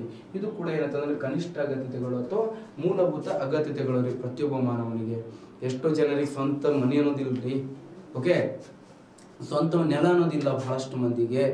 ಓಕೆ, ಕೆಲವೊಬ್ರು ಬಾಡಿಗೆ ಮನೆಯಲ್ಲಿ. ನಮ್ಮ ದೇಶದಲ್ಲಿ ಏನಂತಂದ್ರೆ ಇನ್ನೂ ಕೂಡ ಏನಂತಂದ್ರೆ 20% ಜನರಿಗೆ ಏನಂತಂದ್ರೆ ಸ್ವಂತ ಏನಂತಂದ್ರೆ ಮನಿ ಇಲ್ಲ. 20ರಿಂದ 30% ಜನರಿಗೆ ಸ್ವಂತ ಮನಿ ಇಲ್ಲ. ಅದರೊಳಗೆ ಏನಂದ್ರೆ ಸಿಟಿ ಏರಿಯಲ್ಲಿ ಇರ್ತಾರಲ್ಲ, ಅವ್ರಿಗೆ ಏನಂತಂದ್ರೆ ಮನಿ ಜಾಸ್ತಿ ಇರಂಗಿಲ್ಲ, ಬಾಡಿಗೆ ಮನೆಯಲ್ಲಿ ಇರ್ತಾರ ಅವ್ರು ಅರ್ಬನ್ ಏರಿಯಾಸ್ಗಳಲ್ಲಿ. ನೋಡ್ರಿ, ಕೆಲವೊಂದು ಹಳ್ಳಿ ಒಳಗೆ ಮನಿ ಇದ್ರೂ ಕೂಡ ಫೆಸಿಲಿಟೀಸ್ಗಳು ಇರಂಗಿಲ್ಲ. ಮಳೆಗಾಲ ಬಂದ್ರೆ ಜಾಗರಣೆ ಮಾಡ್ತಿರ್ತಾರೆ ನಿಮ್ಮ ತಂದೆ ತಾಯಿ. ಅದ್ರ ಕನ್ಸರ್ನ್ ಇರಬೇಕು ನಿಮ್ಗೆ ಮೇನ್. ಓಕೆ, ಇದು ಕೂಡ ಏನಂತಂದ್ರೆ ಕನಿಷ್ಠ ಅಗತ್ಯತೆಗಳು. ನೆಕ್ಸ್ಟ್ ಏನಂತಂದ್ರೆ ಶಿಕ್ಷಣ. ಯಾವುದು? ಶಿಕ್ಷಣ. ಇದು ಕೂಡ ಮೂಲಭೂತ ಅಗತ್ಯತೆಗಳು. ಈಗ ಬಹಳಷ್ಟು ಜನರಿಗೆ ಏನಂತಂದ್ರೆ ಈಗ ಬಂದಾಗ ನಾವು ಆಫ್ಲೈನ್ ಅಲ್ಲಿ ನೋಡ್ತಿರ್ತೀವಿ. ಬಂದಾಗ ಏನಂತಂದ್ರೆ ಬ್ಯಾಚ್ ಫಸ್ಟ್ ಸ್ಟಾರ್ಟ್ ಆದಾಗ ಬ್ಯಾಚ್ ಫುಲ್ ಇರ್ತಾರೆ. ಬ್ಯಾಚ್ ಒಳಗೆ 100, 150, 200, ಒಂದೊಂದು ಬ್ಯಾಚ್ ಒಳಗೆ 250 ತನಕ ಇರ್ತಾರೆ. ಬರ್ತಾ ಲಾಸ್ಟ್ ಎಂಡಿಗೆ ಏನಂತಂದ್ರೆ ಒಂದು 30 ಮಂದಿ 40 ಮಂದಿ ಉಳಿದು ಬಿಡ್ತಾರೆ. ಅವರೆಲ್ಲ ಎಲ್ಲಿ ಹೋದ್ರು ಸರ್? ಅವರೆಲ್ಲ ಏನಂತಂದ್ರೆ ಮನೆಯಿಂದ 4 ತಿಂಗಳಾಗುವಷ್ಟು 3 ತಿಂಗಳಾಗುವಷ್ಟು ಅಮೌಂಟ್ ಅಂತ ತೊಗೊಂಡು ಬಂದಿರ್ತಾರೆ. ಅಮೌಂಟ್ ಆದ ನಂತರ ಏನಂದ್ರೆ ಹೋಗ್ಬಿಡ್ತಾರೆ. ಸೊ ಅದಕ್ಕೆ ಅಂದ್ರೆ ಪ್ರಾಪರ್ಲಿ ಶಿಕ್ಷಣ ಕಲಿಯಾಕೂ ಆಗಬಾರ್ದು. ಎಷ್ಟೋ ಮಂದಿಗೆ ಏನಂತಂದ್ರೆ ಈಗ ಶಿಕ್ಷಣ ಸಿಗ್ತಿಲ್ಲ. 1 ಟೈಮ್ ಏನಂತಂದ್ರೆ ಲೈಬ್ರರಿ ಹಚ್ಚಿ ಓದ್ಬೇಕಂದ್ರೆ ಆಗಂಗಿಲ್ರಿ. ಯಾವಾಗಾರು ಫ್ರೀ ಇದ್ದಾಗ ನಮ್ಮ ಧಾರವಾಡಕ್ಕೆ ಬರ್ರಿ. ಧಾರವಾಡ ಒಳಗೆ ಏನಂತಂದ್ರೆ ಗ್ರೀನ್ ಪಾರ್ಕ್ ಅಂತೇಳಿ ಇದೆ ರೀ ಒಂದು, ಕರ್ನಾಟಕ ಯೂನಿವರ್ಸಿಟಿಯಲ್ಲಿ. ಆ ಗ್ರೀನ್ ಪಾರ್ಕ್ ಅಲ್ಲಿ ಓದುವಂತ ಹುಡುಗರಿಗೆ ನೋಡಿದ್ರೆ, ಹುಡುಗರು ನೋಡಿದ್ರೆ ನಿಮಗೆ ಅಂದ್ರೆ ಎಂತ ಓದ್ಲಾರ್ದವನು ಹೋದ್ರು ಕೂಡ ಏನಂತಂದ್ರೆ ಪಾರ್ಕ್ ಅಂದ್ರೆ ನಮ್ಮ ಕಡೆ ಏನಂತಂದ್ರೆ ಕಲಬುರಗಿ, ಬೀದರ್ ಆ ಕಡೆ ಪಾರ್ಕ್, ನಮ್ಮ ಬೆಂಗಳೂರು ಪಾರ್ಕ್ ಅಂತಂದ್ರೆ ಜೋಡಿ ಹಕ್ಕಿಗಳು ಕೂತಿರ್ತಾವೆ. ಮತ್ತೇನಂದ್ರೆ ಅಜ್ಜ ಅಜ್ಜಿಗಳು ವಾಕ್ ಮಾಡ್ತಿರ್ತಾರೆ, ಹೌ ಹೂ ಈ ಹೂ ಅಂತಿರ್ತಾರೆ, ಅಂತ ಮಾಡ್ತಿರ್ತಾರೆ. ಬಟ್ ಆ ಪಾರ್ಕ್ ಅಲ್ಲಿ ಎಲ್ಲಿ ನೋಡಿದಲ್ಲಿ ಏನಂತಂದ್ರೆ ವಿದ್ಯಾರ್ಥಿಗಳು ಓದ್ತಿರ್ತಾರೆ. ಓಕೆ, ಸೊ ಅದಕ್ಕೆ ಏನಂತಂದ್ರೆ ಯಾಕೆ ಓದ್ತಿದ್ದಾರೆ ಸರ್ ಪಾರ್ಕ್ ಒಳಗೆ ಅಂತಂದ್ರೆ 800 ರೂಪಾಯಿ ಕೊಟ್ಟು 600 ರೂಪಾಯಿ ಕೊಟ್ಟು ಏನಂತಂದ್ರೆ ಲೈಬ್ರರಿ ಹಚ್ಕೊಳ್ಳುವಷ್ಟು ಎಬಿಲಿಟಿ ಕೂಡ ಅವ್ರ ಕಡೆ ಇರಂಗಿಲ್ಲ. ಅದ್ರಗೋಸ್ಕರ ಶಿಕ್ಷಣ. ನೆಕ್ಸ್ಟ್ ಏನಂತಂದ್ರೆ 4ನೇದು ಯಾವುದು ಅಂತಂದ್ರೆ ಆರೋಗ್ಯ ರೀ. ಆರೋಗ್ಯ. ಓಕೆ, ಆರೋಗ್ಯ ನೋಡ್ರಿ, ಶ್ರೀಮಂತರಿಗೆ ಒಂಥರ ಆರೋಗ್ಯ ಇರುತ್ತೆ, ಇನ್ನು ಬಡವರಿಗೆ ಕೂಡ ಏನಂತಂದ್ರೆ ಒಂದು ಆರೋಗ್ಯ ಇರುತ್ತೆ. ನಿಮ್ಗೆ ಯುವರಾಜ್ ಸಿಂಗ್ ಗೊತ್ತೇನ್ರಿ? ನಿಮ್ಗೆ 2007ರ T20 ವಿಶ್ವಕಪ್ ಗೆಲ್ಬೇಕಂದ್ರೆ ಕಾರಣರಾಗಿರುವಂಥ ವ್ಯಕ್ತಿ. ಮತ್ತೇನಂದ್ರೆ 2011 ವಿಶ್ವಕಪ್ ಗೆಲ್ಲಬೇಕು ಅಂತಂದ್ರೆ ಕಾರಣರಾಗಿರುವಂಥ ವ್ಯಕ್ತಿ ಅವರು. ಓಕೆ, ಆಟಗಾರ. ಅವರು ಬ್ಲಡ್ ಕ್ಯಾನ್ಸರ್ ಆಗಿತ್ತು. ಬಟ್ ಏನಂತಂದ್ರೆ ಅವ್ರ ಕಡೆ ರೊಕ್ಕ ಇತ್ತು, ರಿಕವರಿ ಆದರು. ಇನ್ನು ಎಷ್ಟೋ ಮಂದಿಗೆ ಏನಂತಂದ್ರೆ ಅವ್ರು ಅಂತ ಕಾಯಿಲೆಯಿಂದ ಸತ್ತವರು ಮಂದಿ ಆದ್ರು ನಮ್ಮ ಇಂಡಿಯಾ ಒಳಗೆ. ಮತ್ತು ಅವ್ರು ಯಾಕೆ ರಿಕವರಿ ಆಗಲಿಲ್ಲ? ಯುವರಾಜ್ ಸಿಂಗ್ ಯಾಕೆ ರಿಕವರಿ ಆದರು ಅಂತಂದ್ರೆ ಅವ್ರು ಏನಂತಂದ್ರೆ ಫೈನಾನ್ಸಿಯಲಿ ಸ್ಟ್ರಾಂಗ್ ಇದ್ದಾರೆ. ಓಕೆ, ಅದಕ್ಕೆ ಅಂದ್ರೆ ರಿಕವರಿ ಆದರು. ಮತ್ತೇನಂದ್ರೆ ಕೆಲವೊಬ್ರು ಏನಾದ್ರು ಬಡವರಿಗೆ ಎಷ್ಟು ಕೋಟ್ಯಾನುಗಟ್ಟಲೆ ಎಲ್ಲಿಂದ ತರಬೇಕ್ರಿ? ನಮ್ಮ ಮಂದಿಗೆ ಏನಂತಂದ್ರೆ ಈಗ ಆಪತ್ ಟೈಮ್ ಬಂದ್ರೆ ಏನಂದ್ರೆ ಮಾರಿದ್ರೆ ಏನಂತಂದ್ರೆ 5 ಲಕ್ಷದ ಆಸ್ತಿ ಇರಂಗಿಲ್ಲ. ಸೊ ಅದಕ್ಕೆ ಏನಂತಂದ್ರೆ ಬಡವರಾಗಿ ಹುಟ್ಟೋದು ತಪ್ಪಲ್ಲ ಅಂತೇಳಿ ಹೇಳ್ತಾರೆ ಎಲ್ಲರೂ. ಬಡವರಾಗಿ ಸಾಯೋದು ಬೇಡ. ನಿಮಗೆ ಏನಂತಂದ್ರೆ ಗುಡಿಸಲು ಇಟ್ಕೊಂಡು ನಿಮ್ಮ ತಂದೆ ತಾಯಿ ಓದಿಸ್ತಾರಲ್ಲ, ಅವ್ರಿಗೆ ಏನಂದ್ರೆ ಗುಡಿಸಲೇ ಇಟ್ಕೊಂಡು ಸಹಾಯ ಮಾಡಕ್ ಹೋಗ್ಬೇಡ್ರಿ. ನೀವು ಅವ್ರು ಸಾಯೋವರೆಗೂ ಅಂದ್ರೆ ಒಂದ್ಸಲ ಏನಂತಂದ್ರೆ ಒಂದು ಸಣ್ಣದಾದ್ರೆ ಏನಂತಂದ್ರೆ ಮನಿ ಕಟ್ಟಿಸ್ಕೊಡ್ರಿ ಅವರಿಗೆ. ಓಕೆ, ಅದೇ ಅದಕ್ಕಿಂತ ದೊಡ್ಡದು ಏನಾದ್ರು ಕೆಲಸ ಇಲ್ಲ. ನೆಕ್ಸ್ಟ್ ಏನಂತಂದ್ರ ಇನ್ನು ಏನಂತಂದ್ರ ಬಟ್ಟೆ ಕೂಡ ಕನಿಷ್ಠ ಅಗತ್ಯತೆಗಳಲ್ಲಿ ಒಂದು. ಓಕೆ, ಬಟ್ಟೆ ಕೂಡ ಕನಿಷ್ಠ ಅಗತ್ಯತೆಗಳಲ್ಲಿ ಒಂದು. ಈಗ ಏನಂತಂದ್ರೆ ಕೆಲವೊಬ್ಬರಿಗೆ ಏನಂತಂದ್ರ ಕರೆಕ್ಟ್ ಪ್ರಾಪರ್ಲಿ ಏನಂತಂದ್ರೆ ಒಂದು ಈಗ ದೀಪಾವಳಿ, ಹೋಲಿ ಮತ್ತು ಪಂಚಮಿ ಹಬ್ಬಗಳು ಬರ್ತವೆ ನಮ್ಮಲ್ಲಿ. ಓಕೆ, ಈಗ ನೆಕ್ಸ್ಟ್ ಯಾವ್ದು ಬರ್ತಿತ್ತು ಅಂತಂದ್ರೆ ಈಗ ಕಾರ ಹುಣ್ಣಿಮೆ ಬರ್ಬಹುದು. ಈಗ ಅವಾಗ ಏನಂತಂದ್ರೆ ಹಬ್ಬ ಬಂದ್ರೆ ಏನಂತಂದ್ರೆ ನಮ್ಮ ಸಂಪ್ರದಾಯದ ಪ್ರಕಾರ ಏನ್ ಮಾಡ್ತೀವಿ ನಾವು, ಟ್ರೆಡಿಷನಲ್ ಕಂಟ್ರಿ ನಮ್ಮ ಇಂಡಿಯಾ ಹೊಸ ಅರ್ಬಿ ಅಂತ ತಗೊಳ್ತಾರೆ. ಅರ್ಬಿ ಅಂದ್ರೆ ಬಟ್ಟೆ ಅಂತ ತಗೊಳ್ತಾರೆ. ಕೆಲವೊಬ್ರು ಬಟ್ಟೆ ಕೊಡ್ಸಕ್ಕೂ ಪೇರೆಂಟ್ಸ್ ಕಡೆ ಅಂತಂದ್ರೆ ಅಮೌಂಟ್ ಇರಂಗಿಲ್ಲ. ಇದು ಕೂಡ ಕನಿಷ್ಠ ಅಗತ್ಯಗಳಲ್ಲಿ ಒಂದ್ರಿ. ಇವುಗಳನ್ನು ಪಡೆದುಕೊಳ್ಳಲಾಗದೇ ಇರುವ ಒಂದು ಅಸಹಾಯಕ ಸ್ಥಿತಿಯನ್ನು ಏನಂತ ಕರೀತಾರೆ? ಬಡತನ ಅಂತ ಕರೀತಾರೆ. ಬಡತನ ಅಂತೇಳಿ ಕರೀತಾರೆ. ಒಬ್ಬ ವ್ಯಕ್ತಿಯು ತನ್ನ ಕನಿಷ್ಠ ಅಗತ್ಯತೆಗಳು ಅಥವಾ ಮೂಲಭೂತ ಅಗತ್ಯಗಳನ್ನು ಪಡೆದುಕೊಳ್ಳಲಾಗದೇ ಇರುವಂತಹ ಸ್ಥಿತಿ. ಸರ, ಮತ್ತು ಬಡತನಕ್ಕೆ ಕಾರಣಗಳರಿ ಏನೇನಾದವ್ರಿ? ಬಡವರಾಗಲು ಕಾರಣಗಳು ಏನ್ರಿ? ಏನೇನ್ ಆದವ್ರಿ ಬಡವರಾಗಿ ಅಂತಂದ್ರ ನೋಡನ್ರಿ. ಕಾರಣಗಳು ಏನೇನ್ ಆದವ್ರಿ ಅಂತ ಹೇಳಿದ್ರ ಈಗ ನೆಕ್ಸ್ಟ್ ಏನಂತಂದ್ರೆ ಕಾರಣಗಳು ಏನಂತಂದ್ರೆ ನಿಮ್ಗೆ ನೋಡೋಣ ಅಂತ. PC-ಯಲ್ಲಿ ಒನ್ ಟೈಮ್ ಏನೇನ್ ಕಾರಣಗಳಾದಾವ, ಏನೇನ್ ಹೆಂಗೇನ್ ಕ್ವಶನ್ ಕೇಳ್ಯಾರ ಅಂತೇಳಿ ನಾಳೆ ಕ್ಲಾಸಲ್ಲಿ ಏನಂತಂದ್ರೆ ನಾನು ತಗೊಳ್ತೀನಿ. ಬಡತನದ ಕಾರಣಗಳು ಈಗ ಕಂಪ್ಲೀಟ್ ಆಗಂಗಿಲ್ಲ, ಬಹಳಷ್ಟು ಇದಾವೆ. ಸೊ ನೆಕ್ಸ್ಟ್ ಕ್ಲಾಸ್ ಏನಂತಂದ್ರೆ IC ಕ್ಲಾಸ್ ಇತ್ತು 8 ಗಂಟೆಗೆ. ಬಟ್ ಏನಂದ್ರೆ IC ಸರಿಗೆ ಏನಂತಂದ್ರೆ ಆರಾಮ್ ಇರಲಿಲ್ಲ. ಆದ್ರೂ ಕೂಡ ಏನಂತಂದ್ರೆ ನಿಮ್ಗೋಸ್ಕರ ಮತ್ತೇನಂತಂದ್ರೆ ಬಂದಿದ್ದಾರೆ ಕ್ಲಾಸ್ ತೊಗೊಳಕಂತೇಳಿ. ಅವ್ರ ಕ್ಲಾಸ್ ಕೇಳ್ರಿ. ನೆಕ್ಸ್ಟ್ ಕ್ಲಾಸಿಗೆ ಏನಂದ್ರೆ ಮತ್ತೇನಂದ್ರೆ ಇವತ್ತಿನ ಈ ಕ್ಲಾಸ್ ಏನೈತಿ ಅಲ್ಲ, ಇದ್ರ ನೋಟ್ಸ್ ಅಂದ್ರೆ ಟೆಲಿಗ್ರಾಮ್ ಚಾನಲ್ ಒಳಗೆ ನಾನು ಅಪ್ಲೋಡ್ ಮಾಡ್ತೀನಿ, ಸುನಿಲ್ ಸರ್ ಎಕನಾಮಿಕ್ಸ್. ನೆಕ್ಸ್ಟ್ ಏನಂತಂದ್ರೆ ಚೆನ್ನಾಗಿ ಓದ್ರಿ, ಒಟ್ಟು ಟೈಮ್ ವೇಸ್ಟ್ ಮಾಡಕ್ಕೆ ಹೋಗ್ಬೇಡ್ರಿ. ಧನ್ಯವಾದಗಳು.